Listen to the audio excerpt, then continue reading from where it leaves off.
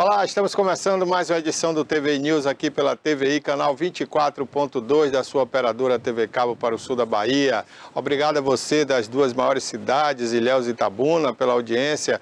Obrigado também a você que nos acompanha pelas redes sociais. Estamos ao vivo agora pelo YouTube, a página é TVI Oficial, também TVI News Brasil, você pode optar aí.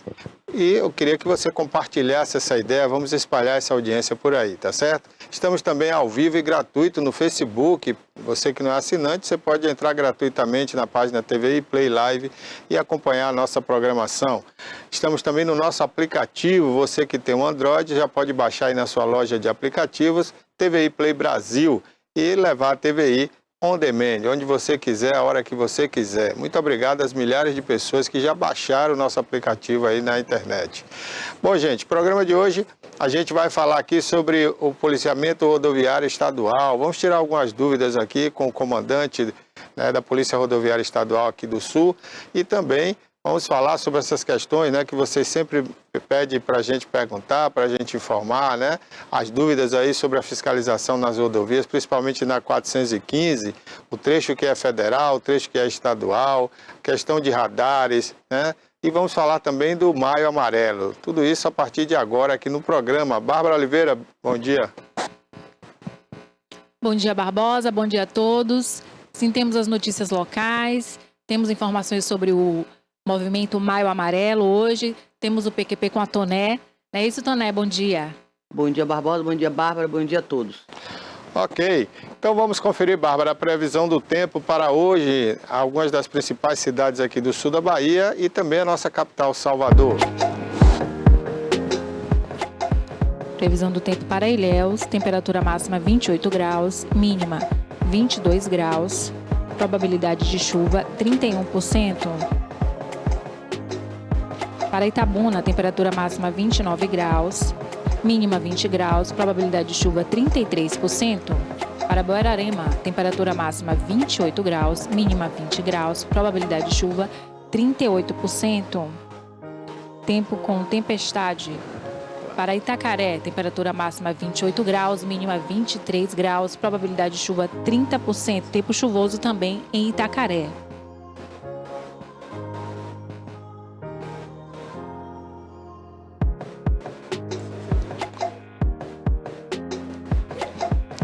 Para Itajuípe, temperatura máxima 29 graus, mínima 20 graus, probabilidade de chuva 32%. Chuva em Itajuípe. Para a cidade de Ibicaraí, temperatura máxima 29 graus, mínima 19 graus, probabilidade de chuva 24%. O tempo parcialmente nublado em Ibicaraí. Para Canavieiras, temperatura máxima 28 graus, mínima 22 graus, probabilidade de chuva 15%. Tempo parcialmente nublado.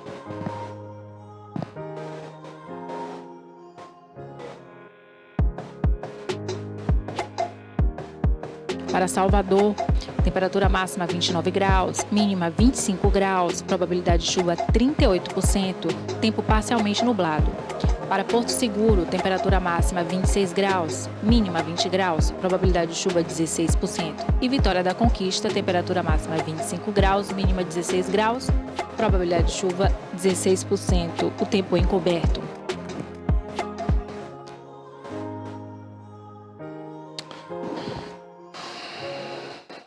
É isso aí. Olha, a gente vai falar ainda no programa de hoje sobre aquele reajuste, né, que teria sido dado aí para os funcionários da Imasa. O prefeito Augusto Castro mandou revogar esse reajuste. A gente vai comentar isso aqui no programa de hoje. A nível nacional, nós vamos comentar a cassação do deputado Deltan Dallagnol, lá do estado do Paraná. A gente vai comentar também aqui no programa essas questões, né? Além de outros fatos que, né, estaremos aqui acompanhando. O programa é ao vivo. Você pode participar, interagir com a gente. Anote o nosso WhatsApp, vai aparecer aí na sua tela e você pode interagir através de texto ou através de vídeo. Mande sua mensagem para o programa, pode mandar perguntas e sugestões, tá certo? Vamos colocar aí o WhatsApp, né, na tela para que você possa anotar. Ok, Rafa? Eu acho que o Rafael está em outra reunião, né? Vamos acabar com essas reuniões paralelas aí. Prestar atenção aqui, viu, moçada? Bom, eu estou aqui com o Major Blanco, né, da PM, ele que é comandante do CPRV, não é isso, Major? Itabuna. Muito bom dia, Major, obrigado por senhor ter vindo aqui, é um prazer tê-lo aqui com a gente. Bom dia, estamos à frente do comando da Companhia Independente de Policiamento Rodoviário Itabuna. Essa companhia, ela tem a sua competência em parte do Baixo Sul, até Gandu. Também atuamos em parte do Sudoeste, especificamente ali na região de Jequié, todo o Sul e Extremo Sul. Então essa região está sobre o nosso policiamento rodoviário em todas as rodovias estaduais e algumas rodovias federais que foram passados a responsabilidade de fiscalização para a Polícia Militar da Bahia. Ô, comandante, essa rodovia BR-415, né? Quais são os trechos realmente que vocês comandam? Ou como o senhor falou, né? Passou agora todo para vocês. Como é que fica essa situação? Olha, simplificando bem, a questão da 415, esse eixo que liga Ilhéus e Itabuna, ele é sinalizado, tem placas dizendo de onde é a competência de quem. Certo. Mas para facilitar o entendimento do espectador, eu diria assim, que as partes que são mais urbanas, né? Então, o início de quem sai de Itabuna para Ilhéus, aproximadamente 7, 8 quilômetros, é nosso. Certo. E já a parte, vamos dizer assim, final, chegando em Ilhéus, também mais ou menos esse trecho de 12 quilômetros, é nossa responsabilidade. Então, toda a parte central dessa rodovia é de competência da Polícia Rodoviária Federal. Agora, não sei se o senhor pode responder, né? Mas por que essa divisão, né? Por que não ficar totalmente a Polícia Estadual no território aqui ou então federal só? Ou então só federal, né? Olha, explicar realmente eu não fiz parte dessa decisão, certo. Eu tenho 1 ano e meio aproximadamente de comando, mas o que eu sei dizer é que já há estudos indicando para que ela seja passada para todo o trecho para a Polícia Militar, como já foi no passado. Exatamente. Né? Então, eu não sei realmente explicar esse motivo dessa decisão no passado, mas hoje esse fato já está sendo reavaliado. Okay. Uma particularidade meio esquisita. É só aqui na Bahia que acontece isso. Uma estrada dividida federal, estadual, fica difícil para o motorista, principalmente de fora, para ele saber o que ele está fazendo. Ele pode ser multado pelo Estado ou então pela federação, pelo federal. Parece incomum, entretanto não é. O Brasil é um país eminentemente rodoviário. Foi uma decisão tomada aí, creio que na década de 20, ou década de 30 do século passado. Então, a imensidão, um país continental como é o Brasil, são milhares e milhares de quilômetros e há competências tanto da Polícia Rodoviária Federal como das polícias estaduais. Então, eu creio que não é um fato incomum. Nos parece bastante incomum, entretanto, em todo estado há fatos semelhantes a esse. Agora, já que a gente está falando da 415, que ela vai até Conquista, né? Toda ela é assim, fatiada, ou tem um trecho que fica só com o Estado? Como é? Não, tem trechos que ficam com o Estado, trechos que são federalizados, e muitos estão em estudo, tanto para passar da Polícia Rodoviária Federal para a Polícia Militar do Estado da Bahia e até em outros estados também. Bacana, né? Tomara que isso aconteça para unificar, né? Fica uma coisa mais... Alguma particularidade, viu, Vanjo? Em caso de um acidente, aí o carro bateu aqui já na parte estadual, mas foi parar lá do outro lado, já na coisa que ela já é federal. Aí fica com a competência de quem aí? A competência é da onde aconteceu o impacto, o contato, aonde é. Aí essa parte, se já o veículo, pessoas, excedeu esse local, fica da competência originária. Quando acontece, né? Por exemplo, às vezes a Polícia Rodoviária ela se instala aqui na saída para Ilhéus, né? No sentido até de quem vem de Ilhéus para Itabuna, para fazer uma blitz ali. Digamos que o indivíduo esteja com o carro com farol apagado. Aí ele tomou a multa da federal, ele toma outra multa da estadual. Ele pode recorrer para ficar uma multa só ou não? Olha, recorrer todo cidadão brasileiro tem direito de recorrer. Agora, se esse recurso será acatado, vai muito da base daquele que analisa o pleito. Certo. Agora, eu creio da seguinte forma: ele foi autuado e ele continua desligado, então se a outra polícia lá na frente tiver esse contato e conseguir fiscalizar, tem que autuar também. São duas multas. Porque é insensível, né? No primeiro momento ele não se sensibilizou, então uma pessoa dessa que ele foi chamado a atenção, foi autuado e ele continua praticando aquela infração, ele tem que ser autuado de novo. Mas às vezes o motorista não sabe, né? Eu, por exemplo, tive isso aconteceu comigo, até por ignorância também do policiamento. O meu carro tem aquela lanterna para uso diurno, né? Que é o DLR, alguma coisa assim. E eu estava com ele aceso. E meses depois eu recebi uma multa em casa de que eu estava com o farol apagado. Não recorri, deixei para lá porque é bobagem. Agora, eu digo isso, o motorista está na estrada, ele não sabe que foi multado, né? Porque muitas vezes ele não sabe, ele não foi parado, ele foi apenas multado. A lei faculta a polícia, no momento em que detecta a infração de trânsito, poder autuar. Baseado em que princípio? Em que o condutor, na infração, quando ele recebe a autuação, é aberto todo um prazo legal para que ele possa se defender e expor em que condições, em que situação que ele foi autuado. Então ele tem pleno direito de defesa. Então é baseado neste princípio que o policial tem essa competência, muitas vezes, de autuar e não ter o contato. Às vezes a pessoa está passando em velocidade ou o policial não conseguiu alertar para que ele pare e possa, além de autuar, ainda informar da irregularidade, entendeu? Então, baseado neste princípio da ampla defesa, em que vai haver o momento em que o condutor pode se defender, que o policial pode autuar, sim, mesmo sem ter esse contato físico ou momentâneo com o condutor do veículo. Ok. Bom, Toné quer fazer alguma pergunta sobre isso? Nessas estradas aí que está sua jurisdição, quais são as estradas que apresentam mais problema, mais número de infrações? Principalmente aqui no sul do estado, que está fazendo mais infrações, mais ocorrências. Atualmente, a rodovia que eu diria assim possui um maior volume de infrações é o trecho duplicado da BA-001. É uma rodovia que é um equipamento público moderno, está sinalizado. Eu creio que por uma questão cultural e de educação, as pessoas exageram na utilização da rodovia, porque ela possui uma duplicação. São duas vias em uma direção e duas vias em outra.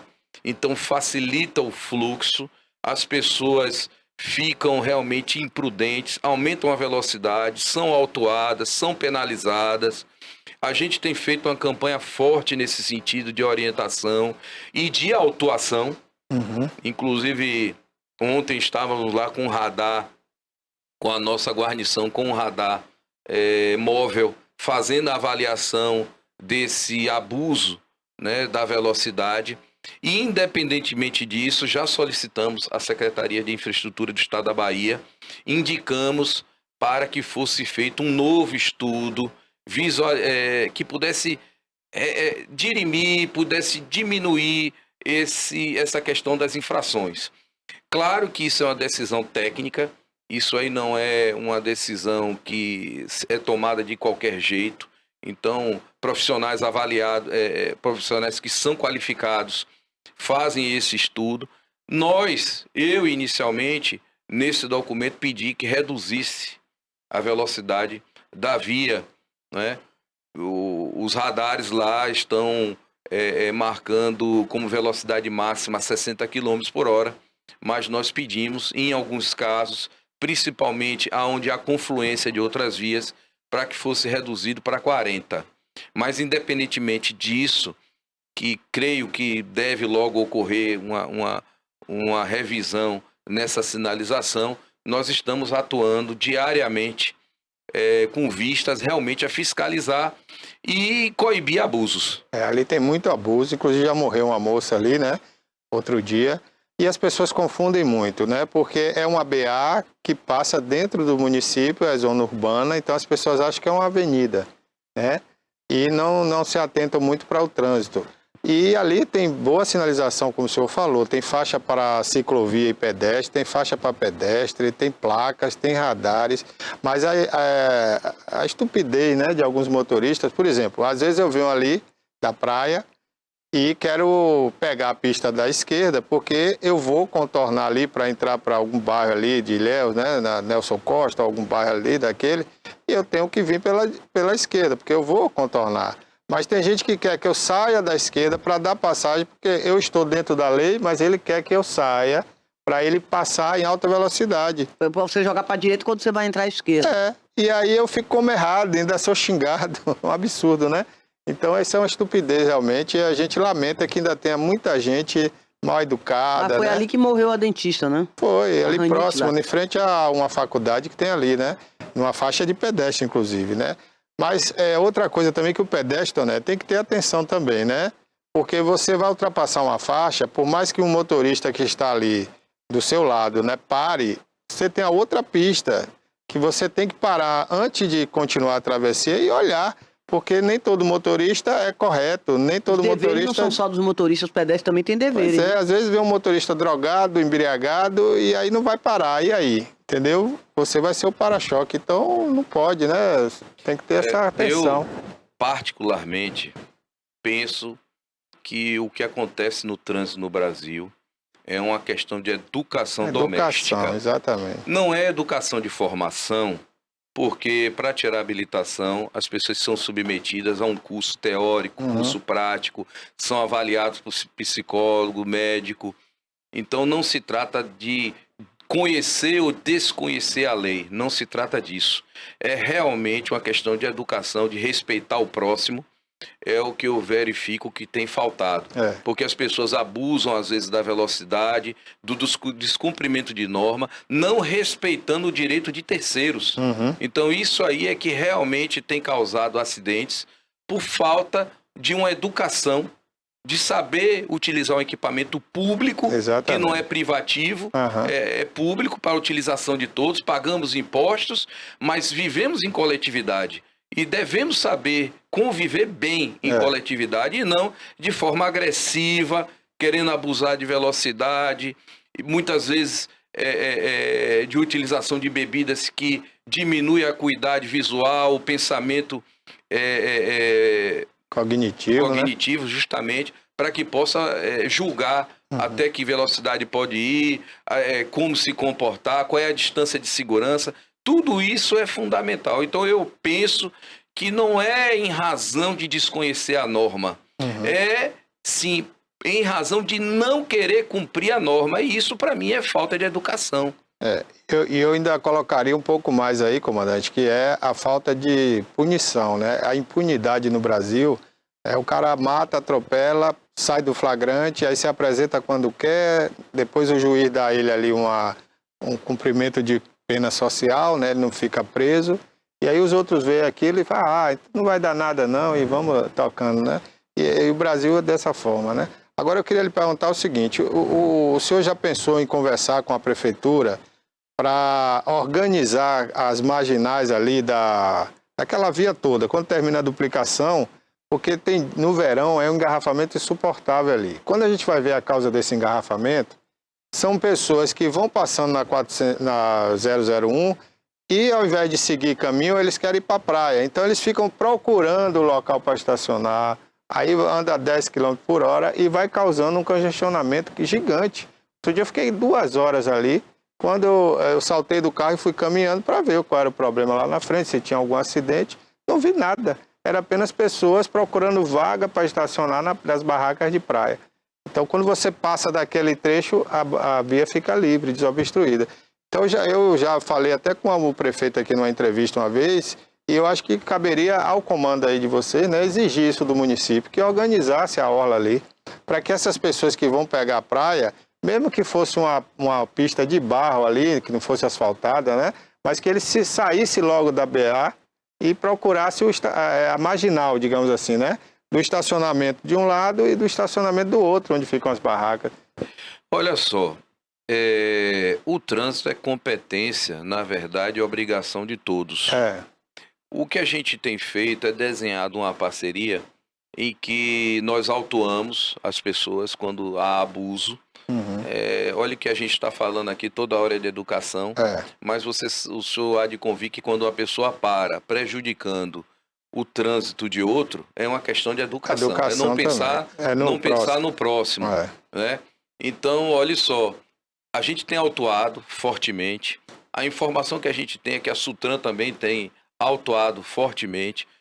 A notícia boa é que está duplicando todo esse trecho até o Pururupi, né? vai ser todo duplicado, está sendo duplicado, Ah. na verdade. Ah, Hoje chegou para mim um encarte, um vídeo em 3D de que toda aquela região vai sofrer uma urbanização com sinalização, com estacionamento. Eu creio, né, que deve melhorar, uma vez em que as pessoas fizeram um bom uso do equipamento. é, Então, eu acredito que avançando essas obras deve melhorar bastante o fluxo. uhum, Agora, de nada vai adiantar se as pessoas não respeitarem a sinalização e a gente continuar autuando. exatamente, exatamente.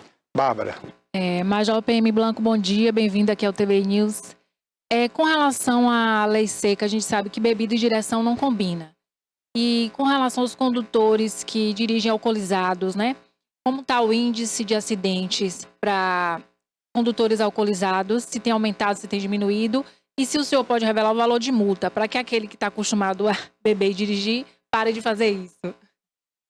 Bárbara, eu quando me reúno com a nossa tropa e vejo o resultado das operações, nós possuímos uma operação específica, a Operação Paz no Trânsito, que visa coibir esse tipo de comportamento. Fico chocado em que nós ainda já estamos no ano de 2023 e que as pessoas, eu por ser do século passado, imaginava que a partir do século 2000, socialmente nós melhorássemos como pessoa, como cidadão e viveríamos baseado em estudos, em mais conhecimentos, uma vida melhor. Entretanto, nós fazemos aí uma faixa de 6 operações dessa mensal. Em todas flagramos pessoas utilizando de bebida alcoólica e direção. Os números, infelizmente, são números que, na minha visão, ainda são expressivos. A penalidade é alta, é uma multa de R$ 2.934,00. Então, um valor alto. É aberto um processo pelo Departamento Estadual de Trânsito, no qual a pessoa pode perder esse direito de dirigir, ter suspenso o seu direito de condução. Enfim, fora outras decorrentes que podem, naquele instante, ser autuados, mas as pessoas ainda insistem.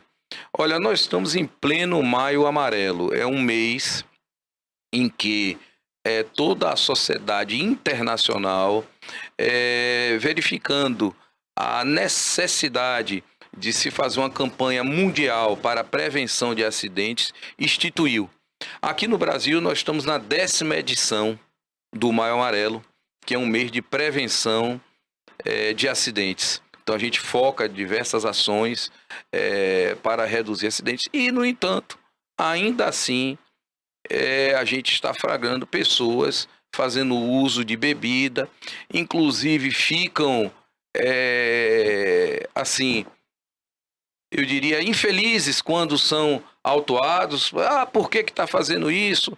Enfim, e o policial, cabe a ele agir dentro da técnica, agir com profissionalismo, e as pessoas ainda ficam aborrecidas quando são autuadas. Então, a autuação pesada, pode perder o direito de dirigir, a depender de cada circunstância. Os processos são abertos, tem direito de defesa.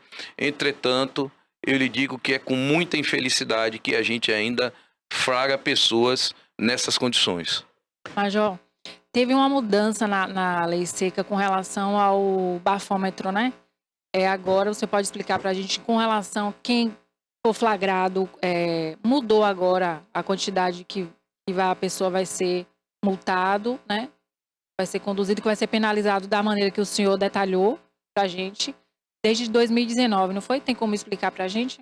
Olha, a alteração é porque os equipamentos estão mais eficientes e agora a acuidade na mensuração do uso do álcool ou substância análoga reduziu, então a possibilidade daquele que está fazendo uso ser autuado aumentou.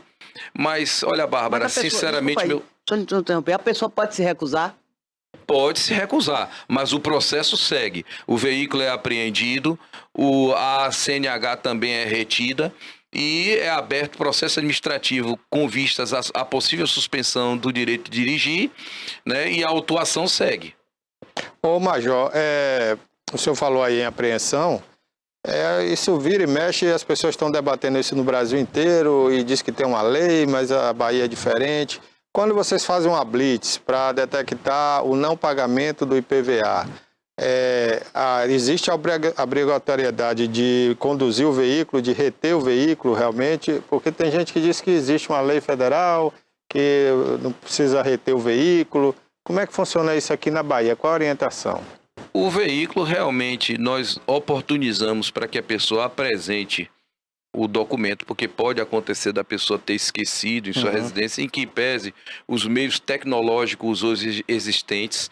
Quem tem um celular, hoje ele tem disponibilizado a CNH digital, ele tem o seu documento do veículo também digitalizado, com QR Code, que pode ser verificado, toda essa circunstância. Mas eu digo no a caso do pessoa inadimplente, não apresentando o pagamento, o veículo realmente é retido para que a pessoa... Agora, o que eu quero lhe deixar assim bem claro é que todas as nossas ações cabe recurso. Certo. Nós vivemos num mundo de direito sob a égide de uma legislação, né? E que cabe a pessoa entrar com recurso aquele que se sente prejudicado. Mas a gente trabalha com muita técnica, com muito profissionalismo e, acima de tudo, impessoalidade, né? Então a gente não tem essa situação. O cidadão é pobre, rico, ele é esclarecido, ele não é esclarecido. Nós agimos sob o primado da lei. Ok. É porque hoje em dia, né, tem muita gente que trabalha com veículo e às vezes não pagou o IPVA, está atrasado, mas está ali batalhando para trabalhar para pagar, né? E cai numa blitz e aí vai para o pátio. Esses pátios hoje são terceirizados, né? E eles cobram muito caro e para a pessoa recorrer também requer custo, né? Então fica quase inviável uma pessoa que está sem condições fazer todo esse recurso, pagar um advogado, pagar o pátio, pagar o guincho para retirar o carro, né? E ainda pagar o emplacamento que está atrasado. Olha, eu penso o seguinte, eu creio que todos os profissionais, sejam eles formais, informais, devem buscar a lei. Porque a gente compreende aquele momento da fragilidade econômica, da hipossuficiência econômica. Entretanto, a lei é para todos. É para aqueles que cumprem, para aqueles que não cumprem.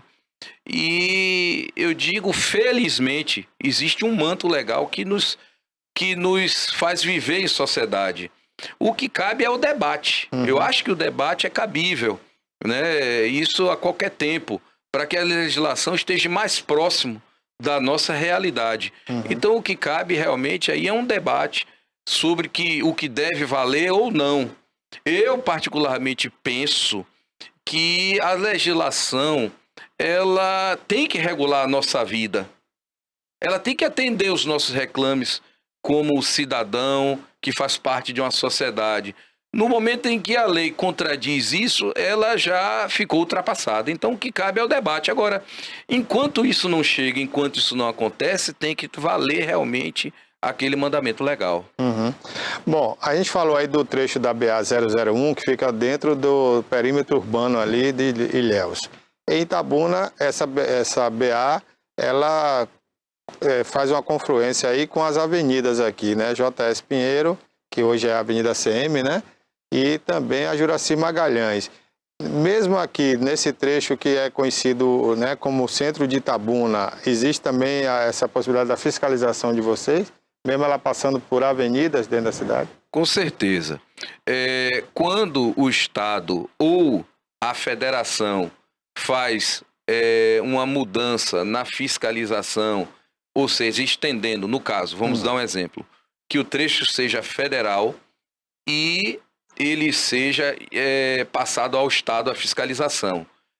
Ele transmite essa competência para a gente, mas ele ainda fica com a competência originária. Então, se o trecho também é estadual e a gente municipaliza, cabe ao município fiscalizar, mas a gente não perde também a competência originária. Inclusive E a competência no município, então. É o que eu quis colocar. Se o trecho, vamos falar de maneira geral, né? Porque são vários trechos, então... para que a gente possa estabelecer isso para todos. Se o trecho é federal e ele foi, vamos dizer assim, estadualizado, só para um entendimento didático melhor, a Polícia Federal pode também, tanto a estadual quanto a federal. Se é estadual e é passado para o município, cabe ao Estado e cabe ao município. E se for federal, passado para o município também. Então, três órgãos podem fazer isso. Exatamente. Depende, volto a dizer, dos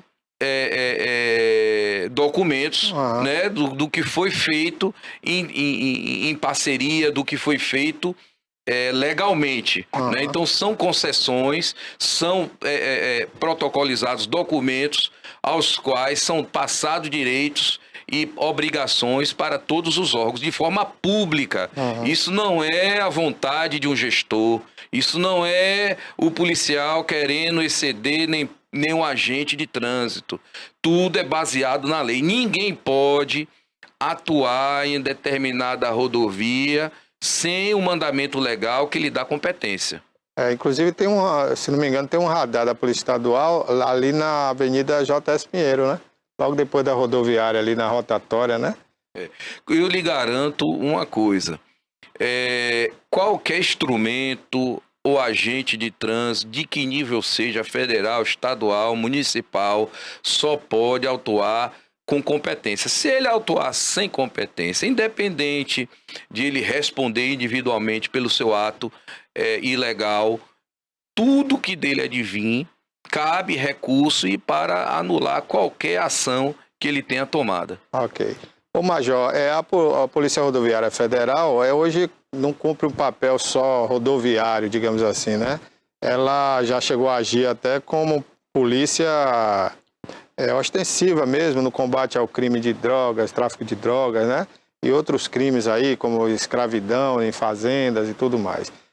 A Polícia Rodoviária Estadual, também uma polícia militar, ela pode também fazer qualquer tipo de outra operação, né? Absolutamente. Inclusive, nós possuímos uma tropa especializada dentro do policiamento rodoviário, que é o TOR, é o Tático Ostensivo Rodoviário. É uma tropa mais bem treinada, mais bem equipada, pronta para o emprego dos crimes comuns. E parta do seguinte princípio: o Brasil é um país rodoviário. Nas rodovias passa muita coisa boa, mas passa também muita coisa ruim. E nós temos um foco, independente dessas questões ligadas ao trânsito, ao Código Nacional de Trânsito, independente dele, nós também atuamos nos crimes comuns. E temos um foco bastante claro na questão do tráfico de drogas, na apreensão de armas ilegais, na recuperação de veículos furtados. Então a gente atua também nessa situação. A gente aborda veículos que tenha informação, ou tenha qualquer suspeita. Então a gente faz aquela abordagem, verifica o que é que está sendo transportado naquele veículo e detectando qualquer coisa que infringe a lei, realmente nós vamos dar sequência normal como uma instituição de força pública do Estado. Está sendo construída a BA-649, né, que vai ser parte da Ilhéus Itabuna, vai ser uma das mãos, né? Existem planos para a Polícia Rodoviária Estadual colocar ali um posto avançado, como tinha antigamente? O que existe é que nós estamos levantando, já temos mapeado essa necessidade, estamos levantando um terreno no município de Ilhéus, vamos instituir lá um pelotão de policiamento rodoviário que vai cobrir não só essa rodovia nova, mas também a BA-001. A gente acredita que com maior efetividade, com maior presença, é a questão do policiamento ostensivo de trânsito. A gente acredita muito que seremos presentes e poderemos contribuir muito para a convivência social de toda a nossa região. Bacana. Se pudesse ser mais próximo de Itabuna, né, seria bom, né? Como o Tó fica aqui, né, pertinho da saída. Exatamente. O Tó está já na parte em Itabuna aqui da 415. Né? Nós também temos a sede da companhia ali na J. Pinheiro. Enfim. Mas a questão de Ilhéus que é um município bastante populoso, possui muitos condutores, pedestres, ciclistas, e o que a gente tem visto é um investimento muito grande da parte do Estado na abertura de novas rodovias, na duplicação das rodovias da BA-001. Isso é muito importante para a fluidez, para a chegada do progresso, da evolução regional. E nós, como Polícia Militar, não estaremos alijados disso, não. Nós estamos, sim, bastante integrados nesse momento de desenvolvimento. Ô, Major, por falar nisso, né, a 001 ali, no sentido da Serra Grande, Itacaré, né, se tornou uma via bacana e, ao mesmo tempo, se tornou perigosa pela cidade que o pessoal também desenvolve naquele trecho. Inclusive, no verão, a gente tem vários acidentes ali, né, próximo à Serra Grande. Agora, com o Porto Sul ali, né, existe já um planejamento estratégico de vocês para fazer algum trabalho ali naquela região? Absolutamente. Nós estamos verificando a possibilidade da reabertura de um posto antigo que tinha do tático ostensivo rodoviário. Certo. A nossa preocupação dessa rodovia especificamente, desse trecho rodoviário, é esse fluxo de turistas, esse fluxo de bens, de pessoas, com essa questão da chegada do Porto Sul, um incremento populacional que vai ter na região. Com isso, vem muita coisa boa, mas infelizmente também alguns fatos que nos deixam preocupados. Já fizemos estudos e já estamos dando sequência. A companhia deve receber agora, entre esse final do mês e início do próximo mês de junho, um incremento de mais 6 veículos novos, são 6 novas viaturas, que a gente vai dar um dinamismo maior ao nosso tático ostensivo rodoviário e também aos pelotões que tomam conta de toda essa região, de toda essa malha viária. Tanto nós possuímos um pelotão na cidade de Teixeira de Freitas, possuímos um pelotão na cidade de Jiquié, outro em Uruçuca, outro que é o próprio Tó. Então, possuímos vários postos em Porto Seguro, um posto que nós temos em Vale Verde, enfim, Canavieiras, toda essa região, nós vamos incrementar um policiamento mais eficiente com a chegada desses veículos. Ô, Major, aqui já não se faz necessário para a Polícia Rodoviária, especificamente, uma aeronave, um helicóptero? O pensamento da Polícia Militar é fazer de forma, eu diria, geral. Então, nós possuímos uma unidade especializada, que é o GRAE. É um grupamento aéreo que já tem uma tradição em todo o Brasil de conhecimento técnico. E toda vez que a gente precisa e solicita, nós somos atendidos. Mas o que eu quero lhe dizer é que os maiores problemas que nós temos, infelizmente, não é que nos falte equipamento para a missão. A nossa maior missão é sensibilizar as pessoas para o cumprimento da norma. Você estava falando aí da BA-001. Imagine você que o último acidente que aconteceu com vítima fatal foi um senhor que saiu por volta de 5h40 da manhã de sua residência, creio eu que para trabalhar em sua motocicleta, e um condutor o colheu nesse acidente. Esse cidadão veio a morrer, creio que logo no acidente, não foi prestado socorro e partiu em fuga. Claro que disso aí, o que é que a gente observa? Bom, a função da Polícia Militar, a gente busca todos os elementos de crime, a gente leva tudo isso ao conhecimento da polícia competente, no caso da Polícia Civil, que instaura o inquérito. Esse inquérito ele é aprofundado e quando ele já possui os indiciados e a materialidade do crime, encaminha para que a justiça possa dar providência. Mas o que eu quero colocar é que, assim, imagine a desumanidade dessa pessoa. Causa o acidente e nem sequer socorro. Então, qual é o grande desafio da Polícia Rodoviária? É sensibilizar as pessoas. Porque a gente está vivendo isso aí diariamente. É verdade. A gente está dizendo, olha, tem uma legislação dizendo não ande sem um cinto, não deixe de usar o capacete. A criança, o bebê tem que estar ali ou no bebê conforto ou no assento, a depender da circunstância, da idade. A gente está alertando sobre os equipamentos obrigatórios que são necessários. Olha, o pneu tem que estar em condição, não pode rodar com pneu careca. Aí chove, acontece um acidente, o pneu estava careca. Ele acha o quê? Que vai funcionar normal? Então, não é. A legislação, ela busca abraçar todas essas questões e as pessoas, muitas vezes, se tornam insensíveis disso aí. Às vezes, o caminhoneiro, tem muito caminhoneiro profissional, tem muito que observa a legislação, mas tem aqueles que abusam, rodam além do horário permitido, ficam cansados, o sono trai a atenção e aí, muitas vezes, vem colidir um acidente, uma colisão que vem ceifar, às vezes, uma família. Então, o nosso grande desafio é salvar vidas. Né? E como sensibilizar essas pessoas? Então a gente está nesse confronto diário, que não é só de autuação, que não é só essa parte criminal, mas acima de tudo busca educar e alertar as pessoas para a necessidade do cumprimento da norma. Uma placa está ali, velocidade máxima 80, velocidade máxima 60, não é à toa, ali tem um técnico que avaliou para poder dizer qual é essa velocidade máxima. E as pessoas abusam, não respeitam. E esse é o grande dilema. Como vamos reduzir os acidentes de trânsito, se a sociedade não se sensibiliza disso? É verdade. Esse é o grande desafio. Toné. Assim, vamos voltar aqui. Um caso de retenção de veículo. Em que casos? A falta da cadeirinha é passível de reter o veículo? Se a pessoa, naquele momento, está transportando a criança e vai colocar a criança em risco e ele não supre essa situação, o veículo tem que ser retido para que ele regularize. Ele não tem a cadeirinha, não, esqueceu, não comprou, não tinha. Aí é que tá. Esqueceu como se fosse uma coisa, uma bobagem. E não é. Não é.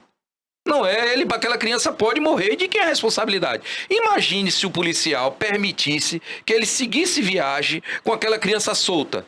E lá na frente esse veículo fizesse uma freagem brusca, essa criança batesse a cabeça e morresse. De quem é a responsabilidade? Então, assim, a norma é muito clara. O que eu fico triste é das pessoas quererem pormenorizarem, achar que é uma bobagem, que é uma coisa, isso é uma bobagem. É uma bobagem até o momento em que não for ceifado uma vida, que não for prejudicado um ser humano. Aí, por que não fez isso? Então a norma está falando, vai viajar, planeje sua viagem, vai sair com o veículo, planeje que vai sair. Bom, deixa eu olhar aqui os equipamentos obrigatórios, vou olhar o pneu, se está funcionando, se os faróis estão funcionando. Custa nada, isso logo pela manhã. Colocou seu cinto, determinou que as pessoas que estejam no veículo utilizem o cinto. Não vai usar o cinto não. Então, infelizmente, eu não posso conduzir o veículo. Mas, um bom profissional tem que fazer isso. Pode reter o veículo? Sem um cinto, pode? Pode, ele vai ter que reter o cinto. Se a pessoa se negar a utilizar, ele pode colocar o cinto. Ele está sem o cinto. O policial chamou a atenção, coloque o cinto. Ele não está querendo colocar, sei lá por que motivo, né? Que eu creio que seja uma insanidade da pessoa não querer utilizar o cinto. Então, naquele momento, se ele não coloca, o policial tem que reter. Ele só pode conduzir o veículo se ele utilizar o cinto de segurança. Ô, Major, tem outra coisa. E animais de estimação? Como proceder para viagens longas? Também tem que se observar aquelas caixas de proteção. É um ser vivo. Que o pessoal quer andar com ele no colo, conduzido de qualquer jeito, pois quer levar no colo. No impacto, olha só, um impacto.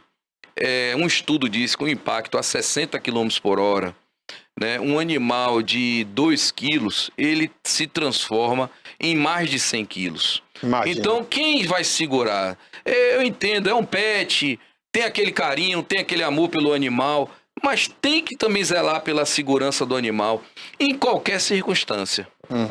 Ele Então, tem que nesse viajar na gaiolinha. Exatamente, aquela caixinha, Aquela caixinha. com conforto, aerado, no local que ele, né, que não tenha nenhuma retenção de ventilação, né? Não é botar na caixinha e jogar no fundo do carro, trancar tudo, né? Porque aí é crime também. Eu quero alertar, aproveitar esse instante para dizer que é crime também. Maus tratos do animal é crime. E se botar na cadeirinha e conseguir botar um cinto, prender ele de algum jeito, não tem problema. Não, aí ele está utilizando de maneira irregular o equipamento. Pode até matar o animal dessa forma. Então, certo é ele estar naquela caixinha de segurança. Tá certo. Agora, por falar em cinto de segurança, Major, tem uma coisa, rapaz, que me incomoda muito, né, na fiscalização, e eu queria entender por que as autoridades fazem vista grossa nisso.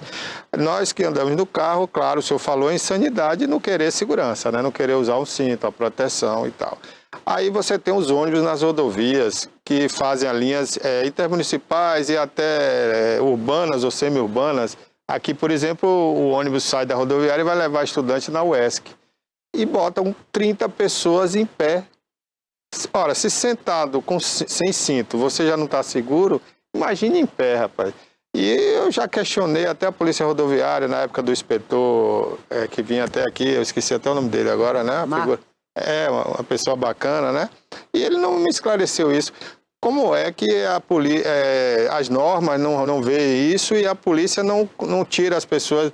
Porque eu tinha que obrigar as empresas a falar, não, você só vai colocar sentado. Porque na hora que dá uma frenagem perigosa, né, aquelas pessoas elas são arremetidas para frente do veículo. E além disso, fora acidente, você tem a própria curva, né, a força da gravidade, a pessoa está ali segurando naquele ferro, de repente cai. Eu, por exemplo, já presenciei isso, né? Então, por que aqui a polícia não é tão rigorosa com essa questão do transporte coletivo? Olha, não se trata de rigor, na verdade. É porque, a depender do veículo, esses veículos têm um projeto em que a pessoa pode se apoiar, se sustentar.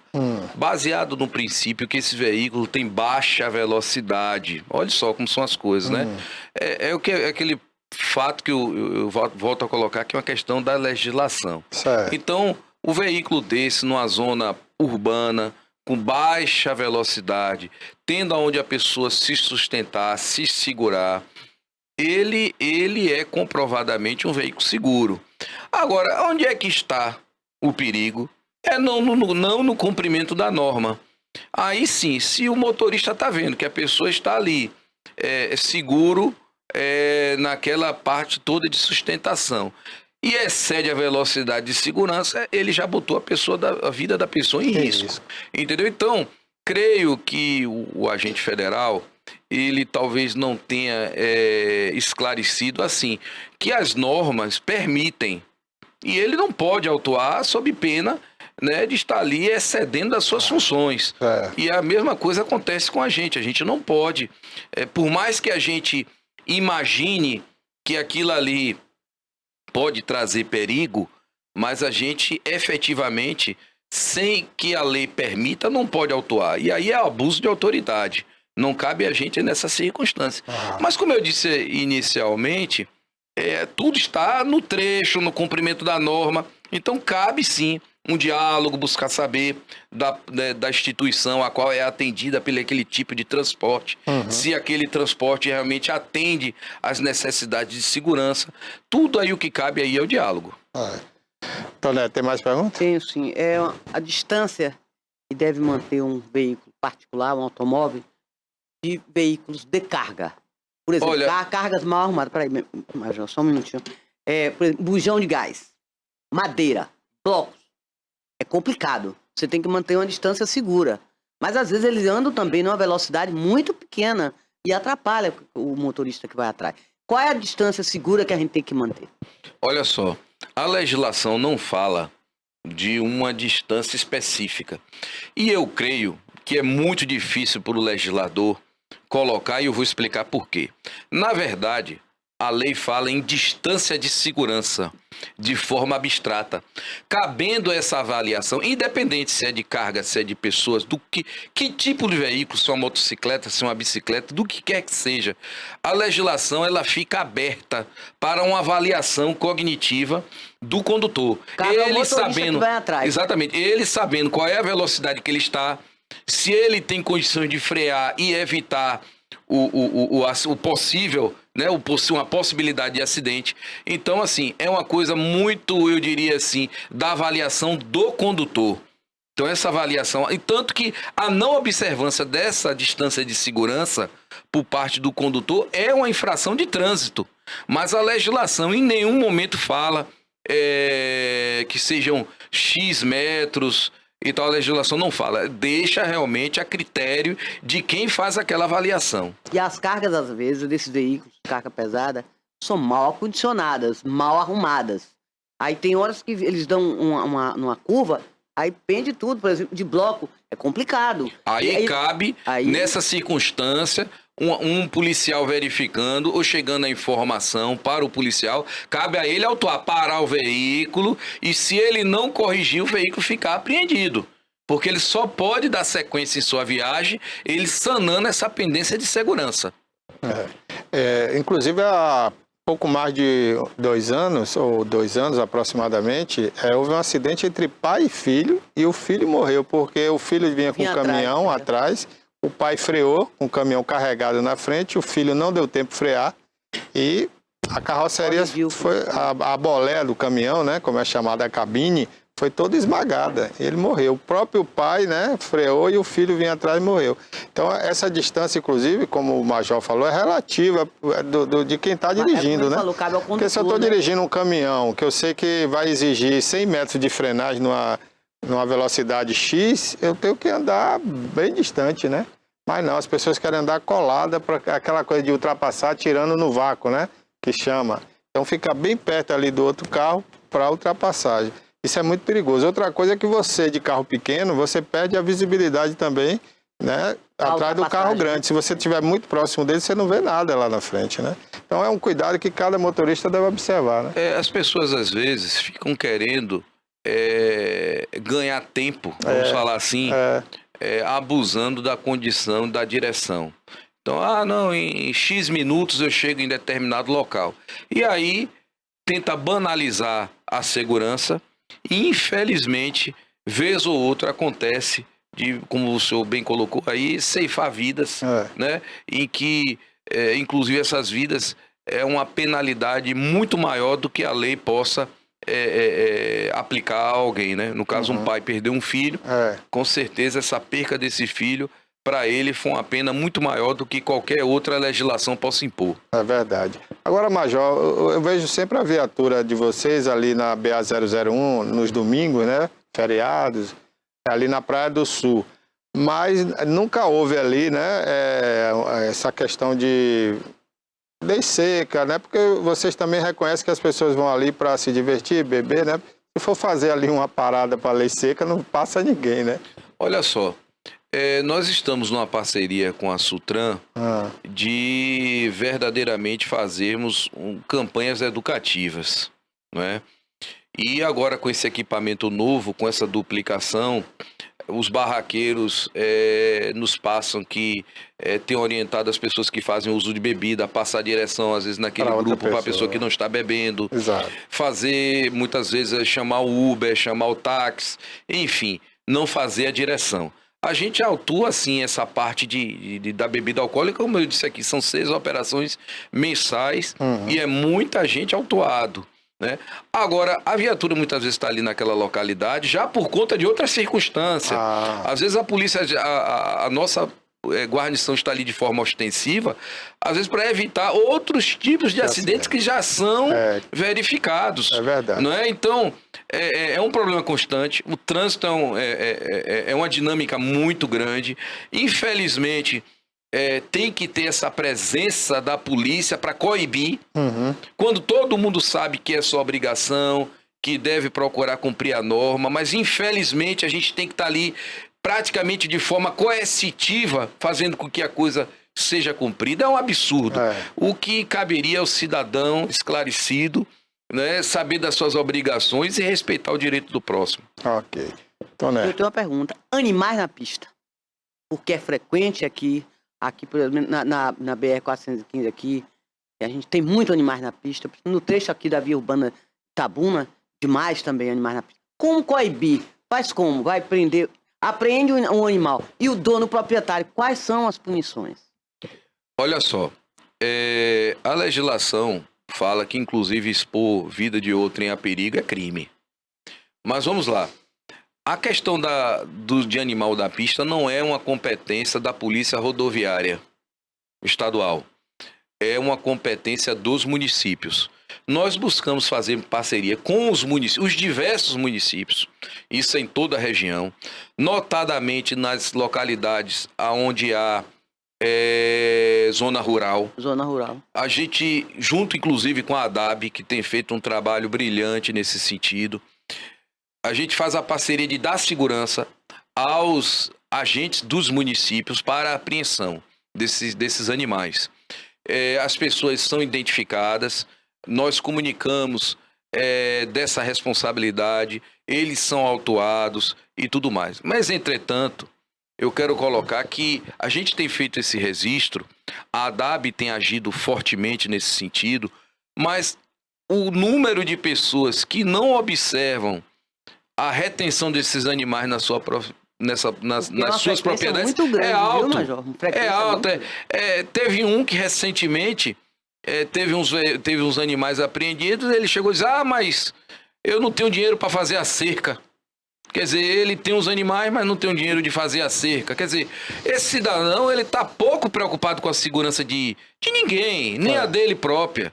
Entendeu? É um absurdo querer submeter eu diria assim, os entes públicos para essa responsabilidade, quando na verdade é do cidadão.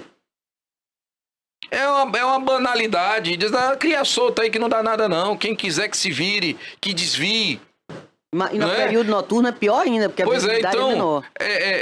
A sociedade precisa realmente atentar para esse tipo de situação. Os sindicatos rurais, as associações, todo mundo tem que estar imbuído dessa obrigação em conjunto. Porque possuir animal e não cuidar dele realmente vai submeter terceiros. Eu recebi essa semana um vídeo de animais ali na rodovia, na BA 262, de animais na pista. A 262 fica onde? Que liga ele é o Zuruçuca. Ele é o Zuruçuca. E numa curva, animais, né? Aí a nossa guarnição foi lá. No momento a gente não dispunha de meios para tirar os animais, mas aí tiramos da rodovia, conduzimos ali para um proprietário próximo. Aí esse proprietário já se negou: não, o animal não é meu, eu não tem obrigação nenhuma de guardar. Imagine, né? A falta de humanidade. Né? Ele aí vai procurar quem é o dono desses animais. E aí você imagina assim, você vê o dilema da polícia. E nesse meio tempo essa guarnição está cuidando disso, mas o posto de polícia está lá. Né?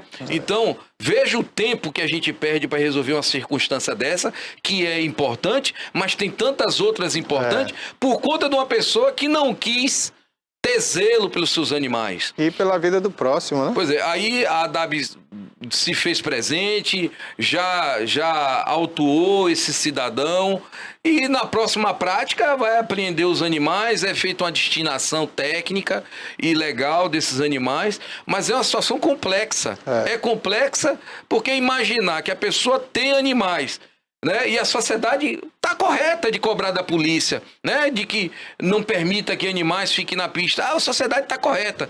Mas o que eu quero alertar a sociedade, que isso está acontecendo, é pelo fato das pessoas não terem o cumprimento da lei, do proprietário desses animais, estão pouco se lixando. Não estão nem aí. Entendeu? É um absurdo. Eu acho que o governo do estado, através não sei se é a CEINFRA, alguma secretaria dessa, deveria encaminhar para um projeto para a Câmara dos Deputados, né? Fazer uma legislação onde esses pátios que hoje são terceirizados para apreender veículos, também apreendessem animais, sair com o caminhão coletando e prendia. Se aparecesse o dono, pagava uma multa, né? Parece simples, mas não é. Eu vou lhe dizer por quê. Complexo, né? Por que que é complexo? Porque na apreensão desses animais e até mesmo na guarda desses animais não pode haver maltratos. Esses animais têm que ser bem Depende de tratados. recurso, tem que dar Não é alimentação. qualquer pessoa que vai saber cuidar de determinado Precisa de animal. veterinário pra acompanhar. Então, justamente, tem toda uma complexidade nesse caso. Não é tão simples assim. Ok, eu queria registrar aqui, mandar um abraço para o Lázaro Almeida de Itanhem, na Bahia, está assistindo nosso programa. Obrigado, Lázaro. Aumente essa audiência aí em Itanhem, tá certo? Bom, Bárbara, tem uma pergunta? Major, a gente sabe que o movimento Maio Amarelo, ele é de conscientização, né? Com relação aos condutores, para evitar acidentes, prevenção de acidentes. E vocês também trazem o ciclismo, né? A gente tem umas imagens aí, Rafa, pode botar, do evento Maio Amarelo, que acontece anualmente. O Major comentou que é a 15ª edição, não é isso, Major? É a 15ª edição do Maio Amarelo, mas o Pedal Amarelo, que é um passeio ciclístico lúdico, Muito é bonito. a 5ª edição. Muita Qual gente. é o objetivo desse passeio ciclístico? É sensibilizar a sociedade, através de todas as mídias, a imprensa, para a prevenção de acidentes de trânsito. A gente precisa massificar e a gente faz esse passeio, né, já é a 5ª edição, chamando toda a sociedade. A inscrição é gratuita. Nós estamos pedindo apenas a doação de 3 quilos de alimento, recebe a camisa, é feito toda uma hidratação durante o percurso, tem todo um controle nosso do policiamento para dar segurança ao evento e a gente poder divulgar o Maio Amarelo. Inclusive, eu quero até aproveitar esse espaço para dizer que as inscrições já se encerraram. Nós colocamos 1.000 inscrições disponíveis e hoje nós fechamos essas inscrições. Então as inscrições já encerraram e a gente está contando com essa participação aí de 1.000 integrantes. Então, mesmo que alguém está assistindo a gente agora queira participar, não pode mais, né? Infelizmente, agora só ano que vem.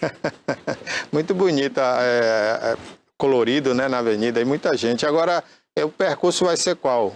Já tem O definido? percurso, ele é urbano, né? É um percurso de 10 quilômetros, Ah. é um percurso leve que nós vamos fazer, passar nas principais localidades da cidade, para que a gente possa chamar a atenção das pessoas, para que as pessoas visualizem, né?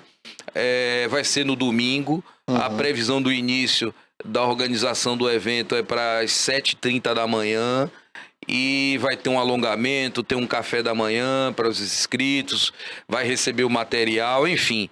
É um passeio ciclístico que a gente busca aliar uma questão lúdica com uma questão tão importante como é sensibilizar a pessoa para a prevenção de acidentes. Ô Major, esse ano foi o primeiro ano, né, assim, depois da pandemia, que tivemos muitos eventos, carnaval, muita coisa, né? Nós já estamos aí chegando a junho, que é outro período de festa. Qual a avaliação que o senhor faz desse período, né, desse ano, com os anos anteriores? Olha, com as medidas restritivas de deslocamento, de mobilidade humana, houve realmente e notoriamente, qualquer estatística fala disso, uma redução de acidentes, até na parte criminal também houve uma redução, né? As pessoas ficaram sem poder deslocar em razão, né, da situação grave que foi o Covid. Entretanto, com o advento de que as pessoas voltaram à vida normal, então, nos grandes feriados, as pessoas deslocam para o litoral, vão para suas atividades de lazer e tudo mais, houve realmente um acréscimo de acidentes. Então, naquele período do Covid, as pessoas estavam consternadas em razão toda aquela situação e todo mundo preocupado com a saúde de todo mundo. E naquele momento houve realmente uma redução. Entretanto, com a volta do fluxo, né, muito, muito significativo, né, voltou com força total o fluxo de veículos, pessoas, de viagens e tudo mais. Nós voltamos realmente a registrar acidentes em todas as rodovias. Ok. Não, tá de bom tamanho. Ok. Gostei do esclarecimento, viu, Major? Hoje Parabéns, o trabalho que esprememos o vocês estão máximo fazendo. aqui, né? Porque é difícil o Major vir aqui, né? Mas aí a gente tem que cutucar, porque é muita coisa, viu? Tem que extrair o melhor possível. Major, eu queria agradecer a sua vinda aqui ao programa, né? Dizer que aqui estamos sempre de portas abertas, viu? Para a Polícia Rodoviária Estadual. Parabenizar pelo excelente trabalho que vocês fazem nas estradas, né? Que a gente sabe que é um trabalho árduo, difícil lidar com esse tipo de consciência que a gente falou há pouco na entrevista, né? Pessoas que não têm a mínima consciência, não quer usar cinto de segurança, não quer obedecer às placas de velocidade, né? Enfim, são pessoas que estão aí colocando a vida em risco a todo momento e dando muito mais trabalho para vocês. Então, parabéns pelo trabalho que vocês fazem e estamos sempre à disposição aqui. Muito obrigado. Eu sempre tenho dito que o papel da imprensa séria é esse, é informar, é levar conteúdo educativo, informativo para a sociedade, contribuir com essa missão do bem viver. A Polícia Militar tem a função de ser um integrante da sociedade para nos dar uma qualidade de vida positiva, e a imprensa tem esse papel de levar essas informações que são tão cruciais, né, para uma convivência harmônica. Eu quero dizer que eu estou aqui à disposição, né, no que vocês precisarem, eu estou aqui me colocando para que em outras oportunidades a gente possa aprofundar determinados assuntos, aquilo que vocês tiverem um retorno e que precise ser melhor esclarecido, melhor orientado, eu estarei aqui à disposição. Muito obrigado. Obrigado ao senhor, obrigado também a Aline, é o quê? Sargento, soldado? Soldado Aline, que é da comunicação, né, da Polícia Rodoviária, e está sempre atendendo a imprensa. Muito obrigado, Aline. Vamos agora às cotações com Bárbara Oliveira. A gente, na sequência, vai falar sobre a Imasa e os aumentos nos salários que foram cancelados pelo prefeito. Vamos às cotações. O arroba do Cacau é em Itapé.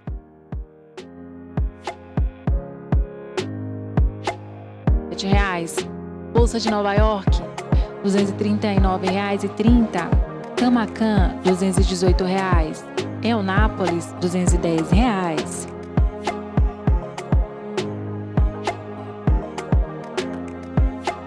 O arroba do boi 15 quilos, Feira de Santana, R$ 260. Itapetinga, R$ 240. Teixeira de Freitas, R$ 230. Salvador, R$ 255. Eunápolis, R$ 245.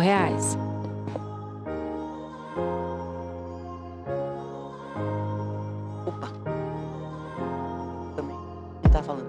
Opa. Café Arábica, saca 60 quilos, Barreira, R$ 1.125. Vitória da Conquista, R$ 1.030. Bolsa de Nova York, R$ 1.238,46. Luiz Eduardo Magalhães, R$ 1.120.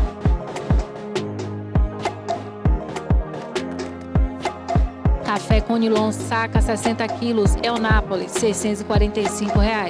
Itamaraju, R$ 640.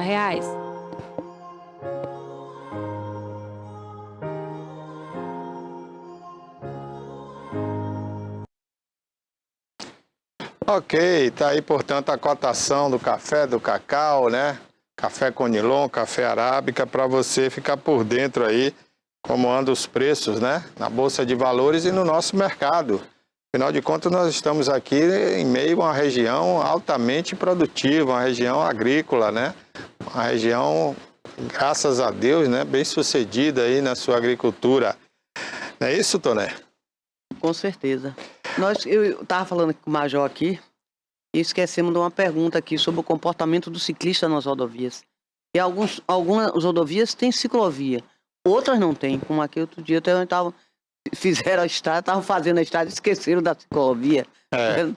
Da ciclovia não, do acostamento, sei lá. Foi da ciclovia também, né? Ele disse que era um assunto importante, quando a próxima vez a gente vai abordar isso. Agora ali foi a polícia, caberia a rodoviária federal, porque ali aquele trecho é federal, né? E foi o governo federal que fez aquele alargamento, né, da pista para que esqueceu do trânsito fluísse. Do acostamento. Não, na verdade eles não sinalizaram, né? E aí o pessoal do ciclismo ficou inseguro para andar ali, porque a pista que eles andariam virou não um acostamento, mas uma terceira pista, né? uma pista de rolamento para Mas carros ficou sem pesados. acostamento. Aí depois eles voltaram para concluir, né? E colocaram o acostamento e a Esse engenheiro é ciclovia. muito bom, né? Mas ficou bastante largo. Eu acho que se sinalizasse já dava para fazer ali tudo, entendeu, Toné? Ficou muito boa. Tá tão larga agora quanto a que está sendo construída pelo governo do estado, que é a 649 do outro lado. Uma pista larga que tem ponto de ônibus e vai ter espaço para ciclovia, para acostamento, para tudo. E agora a 415 também, né, foi contemplada com esse alargamento que, uma vez sinalizado ali, você vai ver que vai dar para ciclovia, para acostamento e para pista de rolamento para carros mais lentos, né? Bom, vamos falar aqui dessa notícia, Toné, porque a cidade já comentava aí os altos salários, né, dos funcionários da Imasa. Inclusive, estão divulgando até uma lista aí, né? Eu tô com a lista aqui. Fala aí. Vou falar aqui. Isso que esses salários, os diretores aumentaram seus próprios salários a partir de fevereiro de 2023. O presidente da Imasa ganhava 15, passou para 18.150, um aumento de 21%. O diretor financeiro passou de 10.500 para 12.705. O nome dele é Ronaldo Pinto Simas. Agora, um diretor técnico, Fernando Duarte, ganhava 10, passou para 10.705. Zé Silva, que é muito conhecido nosso, que já foi candidato a vereador, diretor de planejamento, de 10.500 passou para 12 mil. E assim vai. Tem gente que 10 para 12, mas assim, os salários sempre altos, muito altos. E agora você está nos comunicando aí, Barbosa, informando ao público que o prefeito resolveu revogar esses salários. Aí tá demais. E pior que a água não cai. Tinha mais de 20 dias na minha área já de primavera sem cair água. Começou a cair ontem, quarta-feira, terça-feira. Pois é, Toné. O prefeito de Itabuna, Augusto Castro, do PSD, né? Ele ontem, terça-feira, numa reunião ontem à noite, isso, né? Na empresa de águas e saneamento, a Imasa, ele suspendeu imediatamente o reajuste salarial, que seria esse aí que você falou, para todo o corpo diretivo. Ao determinar a revogação, o prefeito Augusto Castro lembrou que a prioridade no momento são os investimentos na modernização do abastecimento de água no município para acabar com essa seca aí que você falou. Mais água na torneira, é isso que o povo quer, porque a conta chega. Barbosinha, a conta chega, normal, e você tem que pagar, senão corta a sua água. Pois é, então há tempo... Como é que vai aumentar? Teve salário que foi aumentado mais de 50% o reajuste, aí é demais. Então, em tempo, o prefeito ontem à noite tomou essa medida e eu acho que vai agradar a opinião pública e desagradar um pouco os funcionários da empresa, né? Não, a alta diretoria, aí, peraí, não é funcionário.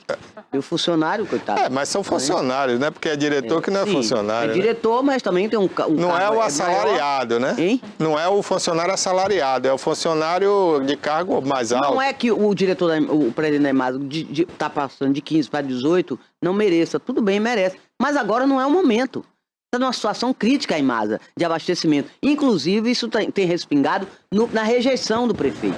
É isso que é importante. A água é muito importante, politicamente falando. É isso aí.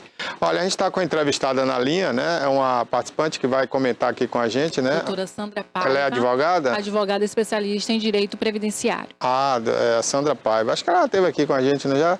É de Vitória da Conquista. Direto de Vitória da Conquista. Sandra, bom dia. Obrigado por ter aceito o nosso convite. Prazer tê-la aqui mais uma vez. Caiu o link? Caiu o link. Então, daqui a pouquinho ela retorna aí e a gente bate esse papo. Ô, Toné, mas você não falou todos os diretores aí não, né? Não citei todos. Eu citei salários maiores. Porque tem um salário de 3 mil, passou de 3 mil para 5. Eu citei os maiores, de 10 para 12. Porque Babá Cearense está na diretoria ainda, né? O nome dele é... não lembro agora. Eu só... Peraí. Deixa pra lá. Olha, e a fonte? Deixa pra lá, porque aí não tá mentindo. A fonte é do Tribunal de Contas do município. Não teve o reajuste, né? Então, deixa pra lá. Essa lista já rodou Marcelo aí. Pessoa, Zé Silva, Fernando Antônio Duarte, Ronaldo Pinto, Simas. Mas os aumentos são estratosféricos, peraí, né? Agora, a gente, como o Toné falou, a gente não é contra, né, os aumentos, porque assim, todo mundo trabalha, né, quer ter seu aumento, seu reajuste, né? Até porque tudo está subindo no Brasil. E nós ficamos aqui na Bahia até com diferencial, Toné, porque a gasolina foi baixada aí no Brasil pela Petrobras. Mas na Bahia não. Não, a Bahia não, porque a Selen, né, que é a refinaria aqui da Bahia, foi privatizada. Que foi privatizada no governo Bolsonaro, ela disse que não vai obedecer os preços da Petrobras, vai continuar na paridade com o mercado internacional. Então a gasolina aqui vai continuar como está. Agora, o Lula, o nosso presidente, né, Toné? O Lula prometeu na campanha que ia voltar a Selen para a Landulfo Alves, que ia cancelar a privatização feita por Bolsonaro. O Lula entendia que foi um negócio mal feito, que foi muito baixo o valor, que não corresponde com a realidade, e que ia expatriar, né? Repatriar a empresa para a Petrobras. Mas isso até agora não foi feito. Não sei se Lula também ganhou um presente igual o Bolsonaro ganhou, um colar de 16 milhões, né? Não sei. Porque Lula, depois que voltou da Arábia Saudita, não vai mais repatriar a empresa e, pelo contrário, soube que vai ter outra empresa do mesmo grupo aqui no Brasil, uma outra refinaria. Então, não entendi, né? Eu estava acreditando na promessa de campanha do nosso presidente, né? Que ia repatriar essa empresa e que a Bahia ia voltar a ter combustível mais barato. Inclusive é o gás de cozinha, né? Que está custando o gás de cozinha 120, 130, agora diz que poderá cair para 90 até 100 reais. Aqui na Bahia não, vai continuar esse preço e pode com tendência até de aumentar, ser majorado o preço. Exatamente. Eu não sei não, a Bahia sempre sofre com isso, sempre tem prejuízo. Os outros alcançam, outros estados têm uma melhor atenção do que a Bahia, que onde tem muitas distribuidoras da Petrobras, né? Mas é a refinaria, né, Toné? Que é a refinaria da Bahia que distribui o petróleo para todos os postos de combustível, é quem faz o engarrafamento do gás de cozinha. E foi vendida, foi a única no Brasil privatizada. Eu não entendi porque o governo Bolsonaro fez isso, né? E fez de uma forma barata. Foi um leilão que correu tão rápido e realmente foi muito barato, né? E isso ficou inexplicado. E os árabes estão aí dominando essa refinaria. O Lula disse que ia repatriar, mas pelo jeito não vai mais. E eu quero ver agora qual vai ser a palavra dele, do governo, né, em relação aos baianos, porque a Bahia deu 70% de volta ao Lula. E a Bahia vai pagar esse preço, quer dizer, vai pagar um petróleo mais caro do que o Brasil. Não entrou nessa redução de preço, né? Tá aqui, tá 5,22, Barbosa, 5,20 nos postos. Não, inclusive, então, né? Inclusive o valor que era para estar hoje na bomba era de 5,69. Mas devido a um posto que veio de fora e está ali no supermercado, os demais postos aqui baixaram para 5,20, 5,22, aí fica variando. Quando o outro posto lá coloca 4,96, eles baixam para R$5 aqui. Mas não são todos não, alguns postos só, né? Fica mais perto desse concorrente. E esse concorrente eu soube que foi cooptado por o sindicato aí, pela associação, né, que você falou aqui naquele dia, mas ele pulou fora. Eles têm empresa em vários lugares do Brasil, não é só Itabuna, e eles falaram, aqui não, aqui a gente não participa desses acordos, estamos fora, vamos praticar os nossos preços. Então, isso foi muito bom para Itabuna, foi saudável, porque senão a gente já estaria pagando R$ 5,80 no litro da gasolina. Está no link. Já está no link, a advogada? Então pode chamar. Oi, bom dia. Prazer tê-la aqui com a gente. Pela segunda vez, que bom que o senhor lembrou de mim. Lembrei sim. Como é que tá aí a nossa querida Conquista? Tá fazendo frio? Frio. Não, hoje tem sol, mas como sempre, noites muito agradáveis. Minha amiga, a gente sempre tira dúvidas aqui, né, para o nosso telespectador. Da outra vez você foi bacana aqui, né? Ajudou muito a tirar dúvidas aí. E hoje não vai ser diferente, não é isso, Bárbara? É verdade. Vamos esclarecer tudo hoje com a doutora Sandra Paiva, que é especialista em direito previdenciário, né? Ela atua ali em Vitória da Conquista, vai conversar com a gente. Você também pode mandar pergunta pelo chat. Vamos lá, Bárbara. Vamos lá? Doutora Sandra, bem-vinda, bom dia. Com relação à reforma previdenciária, o que mudou para homens e mulheres se aposentarem em 2023? Bom dia, Bárbara, bom dia a todos. É um prazer estar com vocês de novo. É uma pergunta bem genérica, né? e eu vou tentar ajudar as pessoas que estão me ouvindo. Então, vamos falar do ano 2023, já que a reforma foi em 2019, ela não é mais uma reforma jovem, né? Ela já tem 3 anos de idade quase, completa dia 13 de novembro. Em regras gerais, a gente precisa falar de gênero. Para masculino, 65 anos, quer dizer, para homem, para mulheres, 62 anos. Pronto, a idade ela não sobe mais, ela vai se manter por aqui. 62 anos para mulheres e 65 anos para homens. Para aposentadoria, para a idade, que nós temos as demais modalidades e elas são somadas, tempo de contribuição mais a idade, né? Que a gente pode, por exemplo, depois marcar um dia para falar especificamente sobre cada uma delas. Tirar logo uma dúvida aqui. Por exemplo, você fez 65 anos, depende do tempo de contribuição ou não? Fez 65 já pode se aposentar? Bravo, boa pergunta. Depende sim. A aposentadoria, ela é a soma de requisitos. Você precisa preencher os requisitos exigidos. Então, essa aposentadoria por idade, para as pessoas que foram filiadas à Previdência Social antes da reforma 2019, eu vou dar o prazo de todos. Homem, 65 anos, basta ser 65 anos para aposentar? Não. Ele precisa ter um mínimo de 15 anos de contribuição. Antes de continuar e de falar da mulher, eu vou esclarecer uma coisa aqui. Por exemplo, INSS é Instituto Nacional de Seguro Social. Precisamos ter a consciência que a Previdência Social, ela é tal qual o seguro de carro, só que ela ampara e cuida desses riscos sociais, o risco da morte, o risco da incapacidade, o risco da viuvez, do parto e etc. Voltando à pergunta, e para mulheres, 62 anos de idade, basta que ela tenha 62 anos de idade? Não, ela precisa ter 62 anos de idade mais 15 anos de contribuição. Isso para aqueles que foram filiados antes à Previdência Social. A partir de 2019, os jovens que vão se filiando aí a partir de 2019 começam sua vida laborativa ou contributiva junto ao INSS.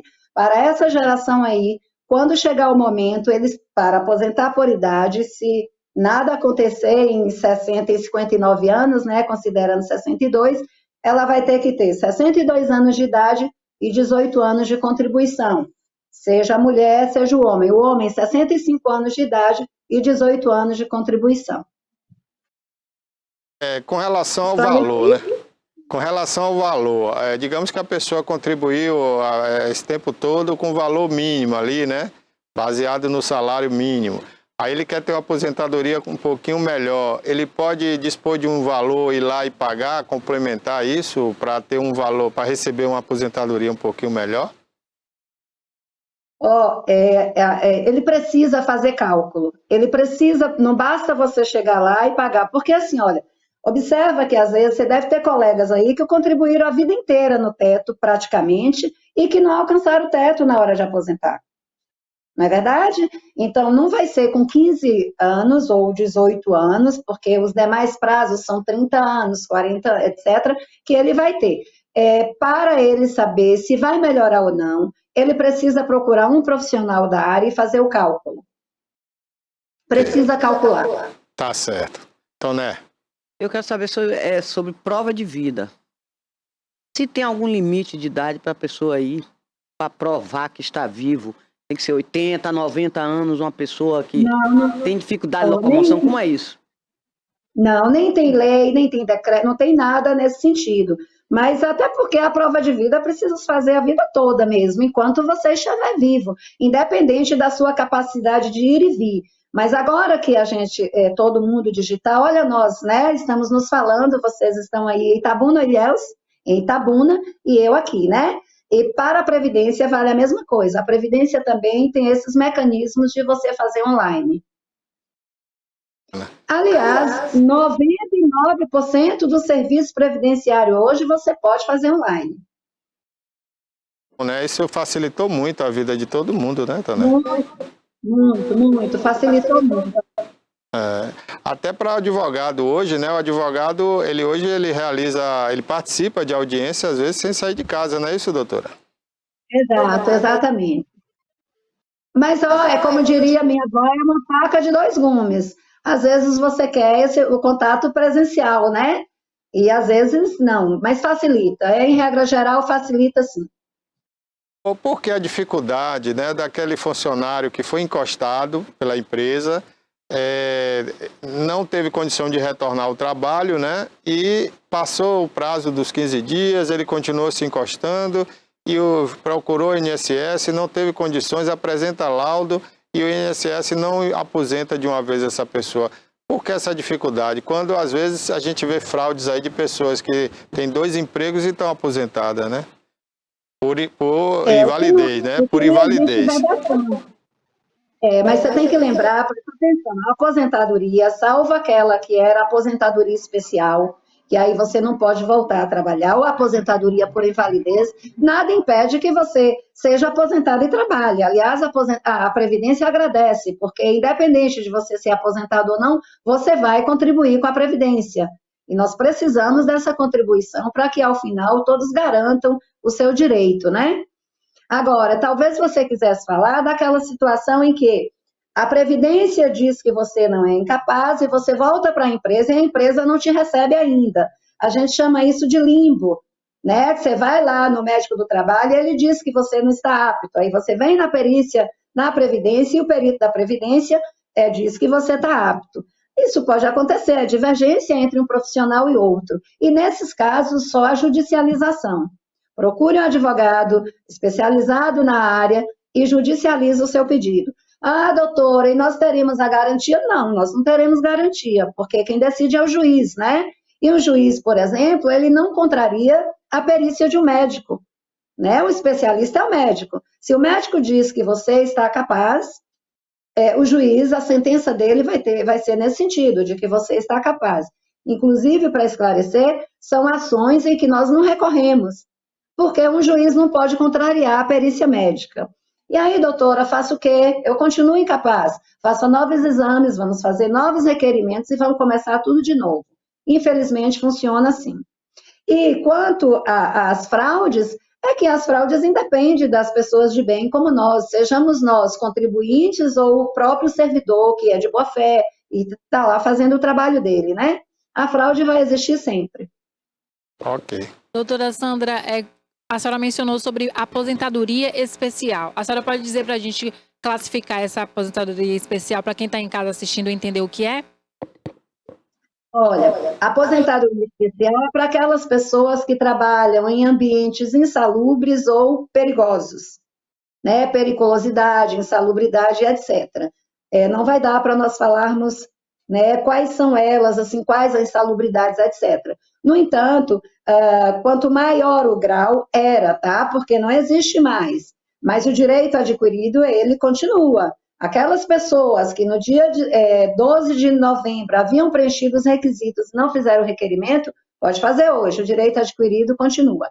Então, para especial era 15 anos, 20 anos e 25 anos. 15 anos para aqueles de maior risco, né? E 25 anos para aqueles de menor risco.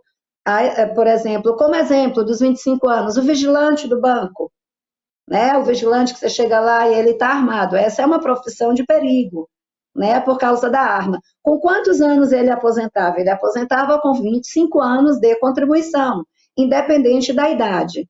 Não existe mais essa aposentadoria especial, mas ainda podemos. Hoje, por exemplo, tem a soma da idade.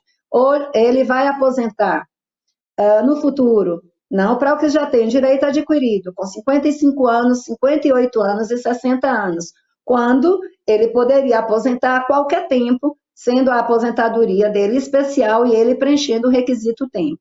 Me fiz entender? Entendi. Entendeu, Entendi, tudo bem. Doutora, existe algum caso específico de aposentadoria que a pessoa ainda consegue se aposentar na regra antiga ou depois que teve a mudança todo mundo tem que se adequar?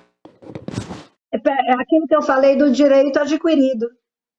Se ela havia adquirido o direito quando da reforma e por alguma razão não quis aposentar, está trabalhando, sim. Aí nós vamos ver, na verdade, a gente tem que ver o que é mais vantajoso do ponto de vista financeiro para ela. ok? Porque a regra antiga tinha o fator previdenciário, tem que lembrar disso. Incidia o fator previdenciário, por exemplo, é o caso, por exemplo, das professoras, que era, em tese, uma aposentadoria especial, mas que nunca foi especial, porque ela começava a dar aula aos 20 anos, com 25 anos ela pode aposentar, mas ela era jovem, e o fator previdenciário incidia sobre a renda mensal inicial da aposentadoria dela. Acaba que hoje nós temos um número, não sei dizer, altíssimo de professoras que estão aposentadas, recebendo somente o salário mínimo por causa da regra, né? E hoje a regra é, somam-se todos os valores. Algumas coisas, embora reclamem muito da reforma, essa reforma era necessária, nós sabemos, todos nós sabemos disso. Nós que estamos insatisfeitos e nós que estamos satisfeitos sabíamos que a reforma era necessária, né? Mas algumas coisas foram para melhor, como, por exemplo, o cálculo, no meu modesto ponto de vista, foi melhor como está. Mas por que a senhora acha que foi melhor nesse sentido, aumentando a idade, né? Porque antes dessa lei, com 60 anos se aposentava, né? Agora é 65 para homens, né?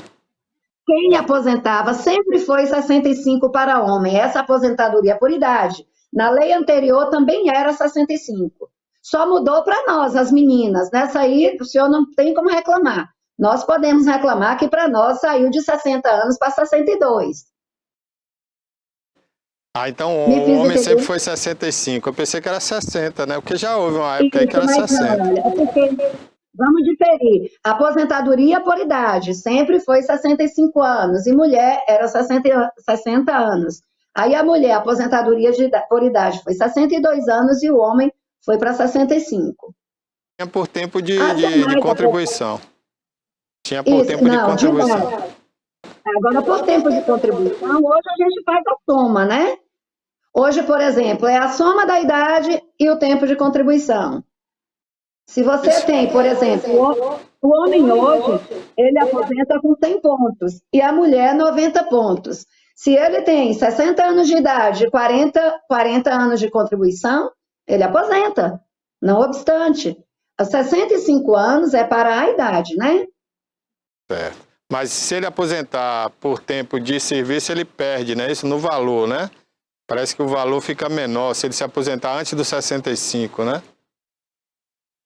Não, pela pontuação, não. Não é porque, olha, é que nós não temos mais essa modalidade. Quando a gente fala aposentadoria, é tudo lá anterior. E aí vem as regras de transição. Tá. Então, só para entender, quem está em casa agora... Esse é um assunto meio difícil mesmo. Podemos falar isso de vez em quando. Eu queria voltar a reafirmar isso, porque tem gente que está em casa e pode não estar entendendo, né? Ah, eu já tenho 60 anos. Né? Então, como a senhora explicou aí, ele tem 40 de contribuição e 60 de idade, ele já pode se aposentar, porque aí deu 100 pontos.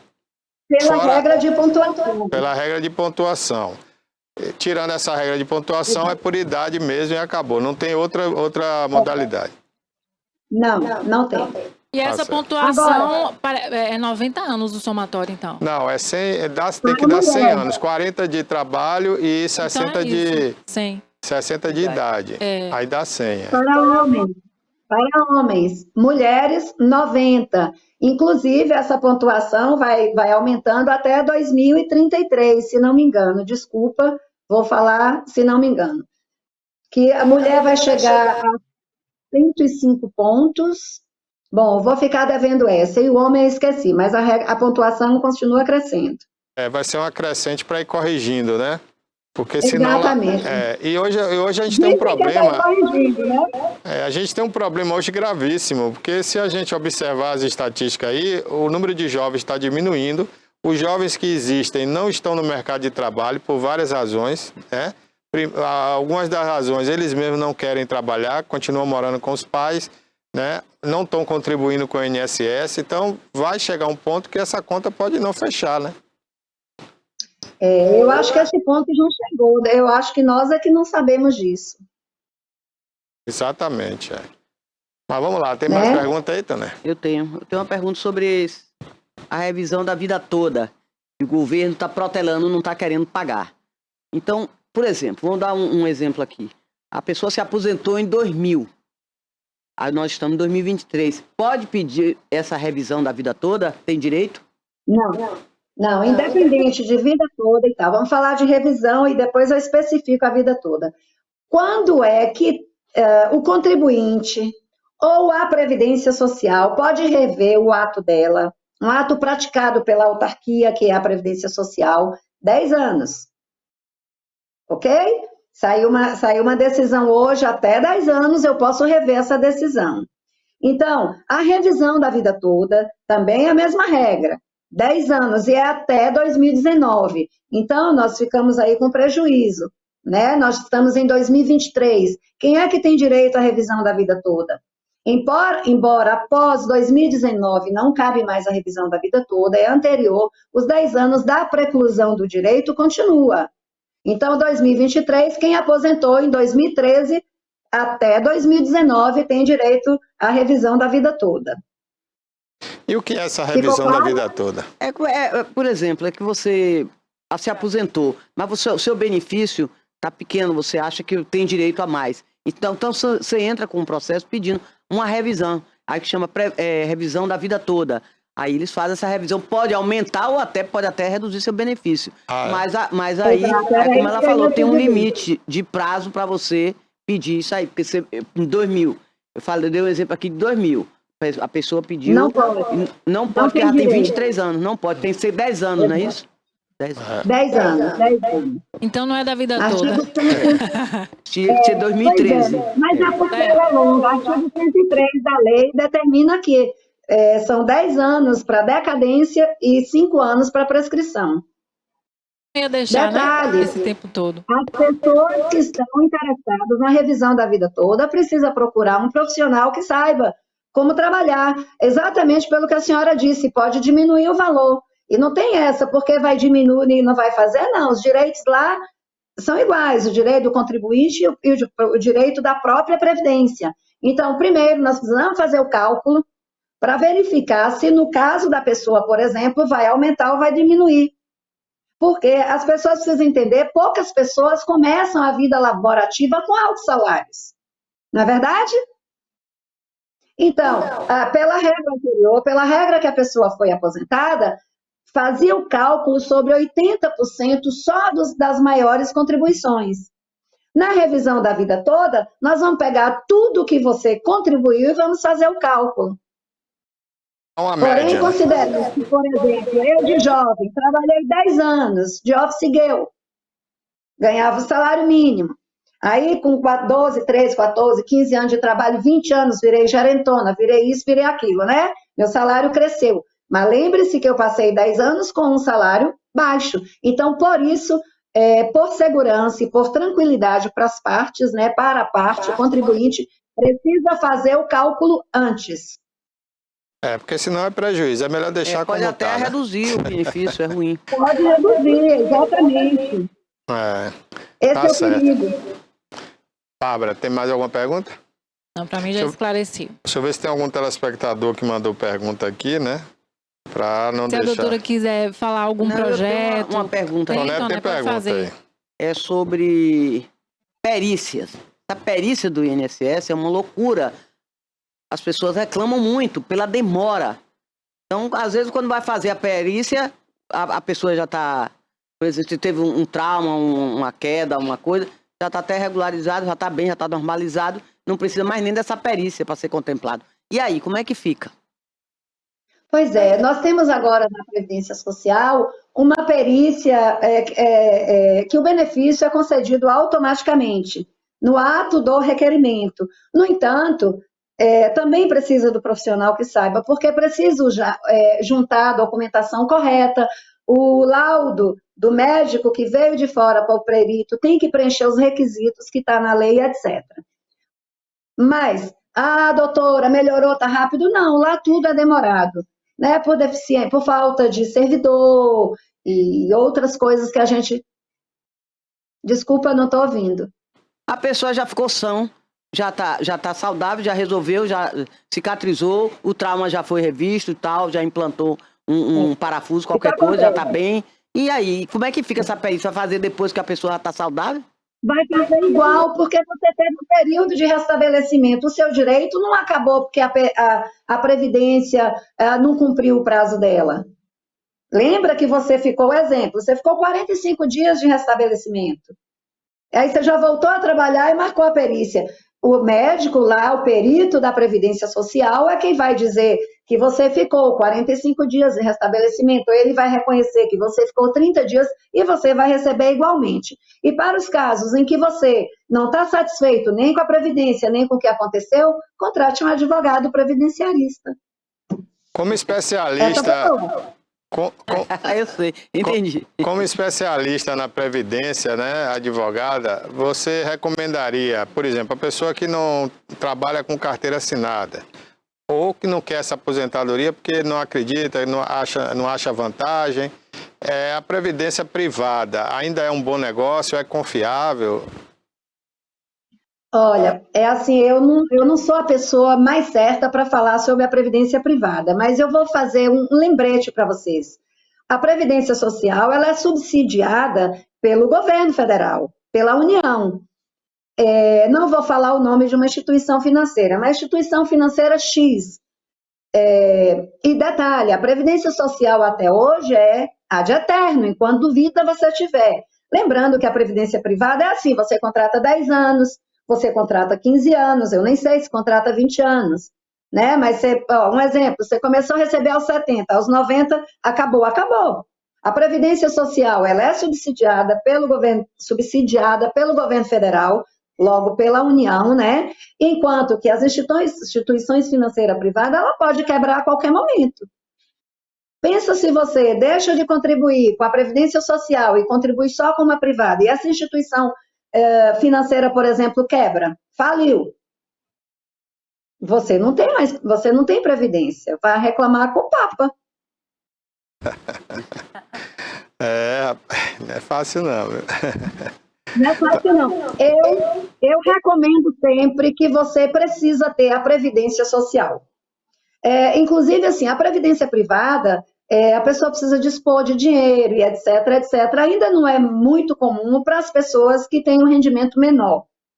Mas quando eu encontro alguém que tem grandes rendas ou que tem grande patrimônio, eu falo, contribua com a Previdência Social. A Previdência Social, amanhã ou depois, não importa o valor que você recebe do benefício, vai pagar o cuidador, vai pagar o medicamento, etc. E tem outra coisa, se existir alguma coisa mais volátil no mundo do que dinheiro, então vocês me avisem, que eu não conheço.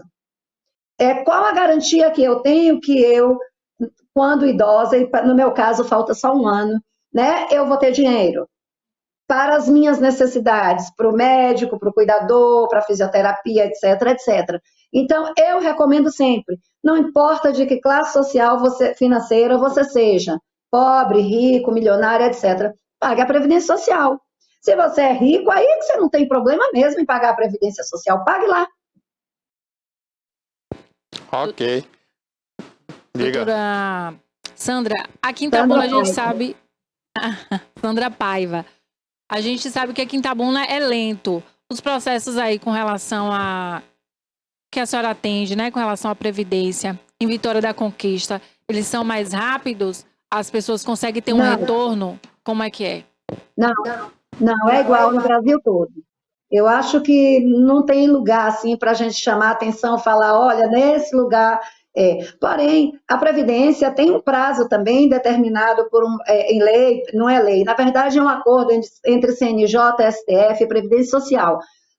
Quando demora muito, no nosso caso, por exemplo, no nosso escritório, nós judicializamos. Ela deixou de cumprir, então logo você tem interesse de agir. Porque você não pode judicializar uma ação contra a autarquia se você não fez o requerimento. É preciso que haja um requerimento, uma negativa, etc. Porque aí, senão, não tem interesse de agir. Porém, se eu faço um requerimento à Previdência Social e, por exemplo, ela tem 90 dias para me responder, aí tem 120 dias, ela não respondeu ainda. Então, eu tenho interesse de agir. Nós judicializamos.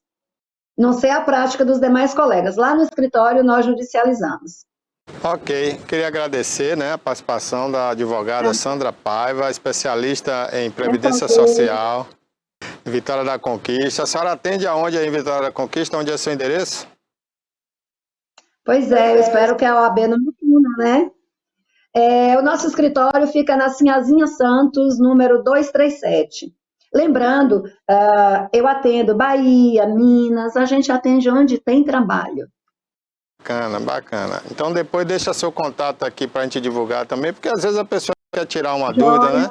Não é uma propaganda claro. direta, né? Mas às vezes o telespectador está lá, poxa, às vezes o telespectador essa hora está falando lá, pô, eles não perguntaram o que eu queria e tal, eu queria fazer outra pergunta, né? Então a gente deixa à disposição aí. Muito obrigado, viu? Uma boa tarde para a senhora aí.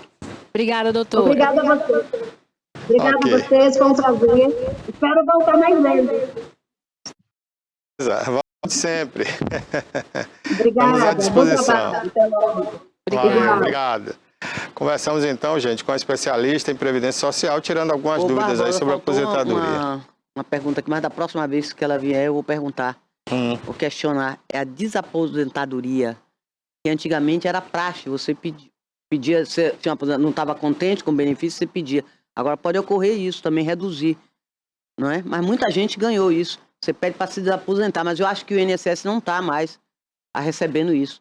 Não está mais praticando isso. Eu gostaria até de saber. Vai ficar para a próxima. Na próxima, nós vamos questionar isso. Se bom. eu estou aposentado e não gostei do meu benefício, do valor, eu vou pedir a desaposentadoria. Agora você pode até perder e pagar o que você já recebeu. É loucura, viu? Não é.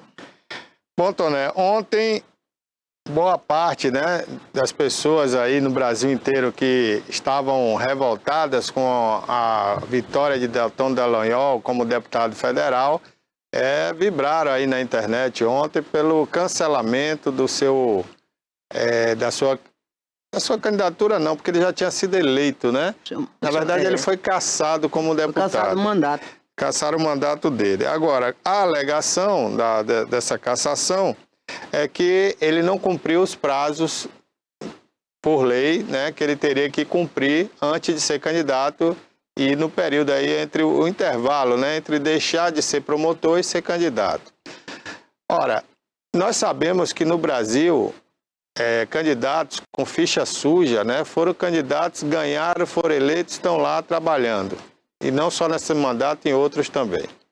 Aí você pega um bode expiatório, você pega o cara que declaradamente, né, muita gente está com raiva dele porque ele foi o autor da denúncia para condenar o atual presidente Lula naquela oportunidade pela Lava Jato, e o que nos leva a um entendimento, né, de que a gente está vivendo um momento difícil no Brasil de quase uma ditadura. Porque estado assim, de exceção. não gosta daquele indivíduo, então deu um jeito aí de tirar ele do nosso ciclo aqui. Então, como resultado, o tribunal, por unanimidade, deu provimento aos recursos ordinários para indeferir o registro de candidatura do... Eu não gosto desse cara, que ele é ditador. Eu acho o Alexandre de Moraes um... É uma perseguição. Eu acho o Alexandre de Moraes um ditador. Olha, eu não sou partidarista de ninguém, eu não sou bolsonarista, não sou nada. Mas você identifica agora, que é uma perseguição. Eu não gostaria de ver o meu país, onde eu nasci, onde eu gosto de viver, que é o Brasil, comandado desse jeito. Não é o presidente que está comandando o Brasil. A gente tá cercado de uma série de o judiciário. Jabuticabas, né? Como disse aqui ontem o Alagoas, o Brasil é cheio de jabuti, bota o jabuti no telhado. Eu acho que o Alexandre de Moraes foi um jabuti no telhado. Faltou homem no comando do Brasil, ele viu essa brecha e tomou conta do país. Então ele hoje, por sinal, ele está já quase em litígio aí com o Lula, viu? Porque ele queria que o Lula indicasse para o Supremo um amigo dele. Mas o Lula já indicou o advogado dele. Zanini, que é advogado dele e da família dele. Inclusive, Lula disse que vai ao Japão, quando voltar vai oficializar a candidatura de Zanini. Então isso vai ser um motivo aí de rusga entre ele e Alexandre de Moraes. Mas o Alexandre de Moraes virou aquele poderoso. É o segundo governo no Brasil. É o Deus. É o segundo governo no Brasil. Manda soltar, manda prender. O Instagram, uma empresa privada que não é nem do Brasil, publicou uma opinião sobre a lei Ele mandou tirar e publicar a opinião dele e se contradizer, né? O Instagram teve que dizer, desdizer e dizer que não botou aqui. Quer dizer, uma loucura. É um negócio que a gente só vê em país de banana, Venezuela. E o legislativo está ficando pequenininho. Porque eu acho que quem caça mandato, eu acho que é o Congresso. Não sei se é o Judiciário, eu não estou entendendo isso. E outra Mas coisa... no caso aí foi o TSE, né? E outra coisa, eu sinceramente, mesmo com pandemia e tudo, eu não gostei do governo do Bolsonaro. Não gostei, não. Achei que ele atrasou muito o Brasil. Mas daí também a gente ficar fazendo caça-bruxa com Bolsonaro. Todo dia manda Bolsonaro para a Polícia Federal. Aí fica postando notícia em algumas redes de televisão aí, falando que a mulher de Bolsonaro pagou um cartão de crédito de não sei quem, que pediu dinheiro a não sei quem. Umas picuinhas, gente. Isso não, se fosse roubo, se fosse desvio de dinheiro, né, grandes grandes volumes, como a gente teve no passado, tudo bem. Mas se você pegar um aparato da Polícia Federal para ficar trabalhando em cima de uma picuinha, eu acho isso de uma mesquiez, sabe? Eu acho que o Brasil precisa andar. Eu, se pudesse falar ao presidente Lula, se eu tivesse acesso a ele, eu diria: presidente, não olha para trás, quem olha para trás tropeça e cai. Vamos olhar para frente, presidente. Esquece, é um governo esquece o passado. Para que revanche maior do que houve a sua eleição, né? O Lula ganhou, gente, o Lula é presidente. Então isso é uma vitória. Esquece Bolsonaro, vamos para frente. Eu acho que vocês vão eleger Bolsonaro daqui a 3 anos. Agora é o seguinte, o Deltan Dallagnol, ele foi uma figura expressiva da Lava Jato, era a segunda pessoa depois de Moro, né? Ele teve mais de 400 mil votos, ele é do Paraná. E outra coisa, quem vai assumir no lugar dele é um deputado do PL, do partido, então, realmente, bolsonarista. Aí, tá trocando 6 por meia dúzia. E a próxima vítima, Moro, né? Que tá na Moro lista, é o próximo, Sérgio Moro. Exatamente. E Nicolás Ferreira, que foi o deputado mais votado do Brasil, que é um cara, um jovem de 20 e poucos anos, que também fala muito mal do governo, é oposição, então tá na lista revanchista dos 9 dedos, infelizmente. E por último, Bolsonaro. É isso aí. Eu acho que o Alexandre de Moraes está testando a opinião pública, né? Se ninguém for para a rua protestar... Mas tudo tem um limite, viu, Barbosa? Não, ele fez aquelas apreensões, prendeu aquele povo também todo lá, para quê? Para amedrontar o povo, para ninguém ficar na porta de quartel nem na rua. O pessoal ia praticar um golpe com o celular na mão. Então agora ele está testando, né? Vamos tirar esse deputado. Se ninguém reclamar, a gente tira o outro. Se ninguém reclamar, a gente toma conta aí do Brasil de vez. Eu acho que é isso, né? Porque outra coisa não é. Eu acho só que tem a lamentar, viu? O Brasil tem tanta coisa, gente, pra gente cuidar. Eu acho que vocês tinham que estar debruçados aí, né? A Justiça, o Presidente da República, os deputados, senadores, pra gente mudar o Brasil. Não só tem Bolsonaro não, gente. Tem 1000 outras coisas pra resolver. Eu não sei nem Tem o saneamento aí que você não resolve. Tem a fome que vocês não resolveram e não vão resolver. Então, eu sinceramente, eu fico muito triste. Eu acho que o Brasil tinha que avançar, olhar para frente, não olhar para trás. Isso é bíblico, inclusive. Olhando pelo retrovisor. Você não pode olhar para trás. Quem olha para trás tropeça. Não pode olhar para trás. Vamos olhar para frente. Com o presidente eleito legitimamente, aí o Lula, né? O povo deu essa vitória ao Lula, a chance dele se redimir de tudo do passado, a chance dele fechar com chave de ouro a sua vida política, porque... Depois de 4 anos, eu não acredito que ele vai ter forças mais para ficar militando na política, né? Já está com a idade avançada. E problema de saúde, né? Um problema de saúde. Então, ele não teve essa chance no passado, está tendo agora. Você tem que agradecer a Deus, Lula, e ao povo do Brasil que lhe deu essa chance. Então, vamos olhar para frente, Lula. Vamos deixar de dar raiva, né? Vamos ser aquele Lula paz e amor que você foi da outra vez e vamos governar o Brasil e você sair com chave de ouro e ainda... ter a chance de deixar um outro do PT no seu lugar. Acabar com a guerra na Ucrânia. Agora, se ficar olhando para trás, vai acabar ajudando o Bolsonaro aí a reviver, né, na política. Bom, vamos aos detalhes agora do Jornal à Tarde de hoje. Quais são as manchetes aí?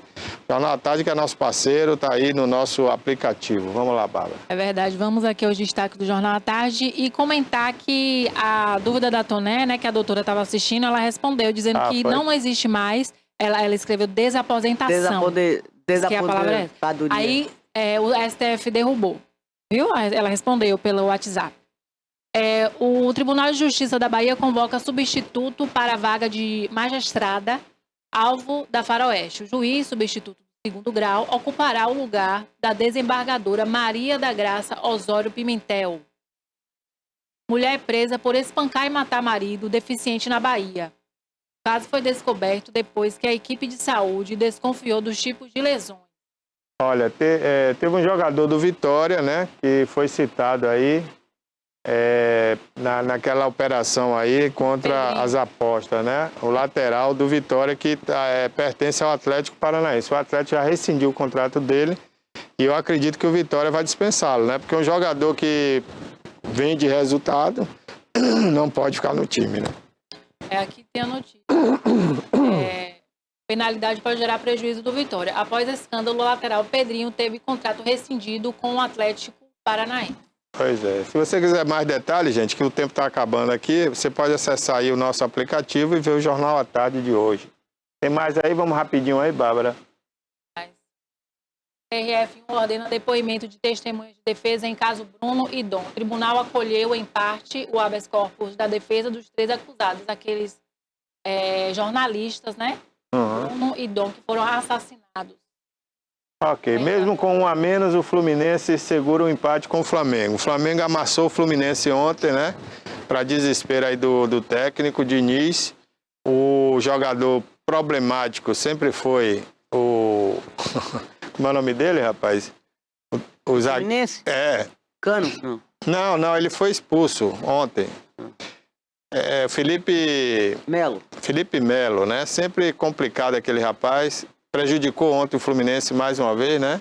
Deu uma entrada violenta em Gabigol. Enfim, foi o primeiro jogo, né? Tá tudo igual. Clássico é assim mesmo, vamos pro próximo. Dessa vez agora, o Flamengo amassou. No jogo de volta, quem ganhar leva qualquer placar, é isso? Quem ganhar leva. Qualquer placar? Qualquer placar. E o empate... Leva pros pênaltis. Leva pros pênaltis.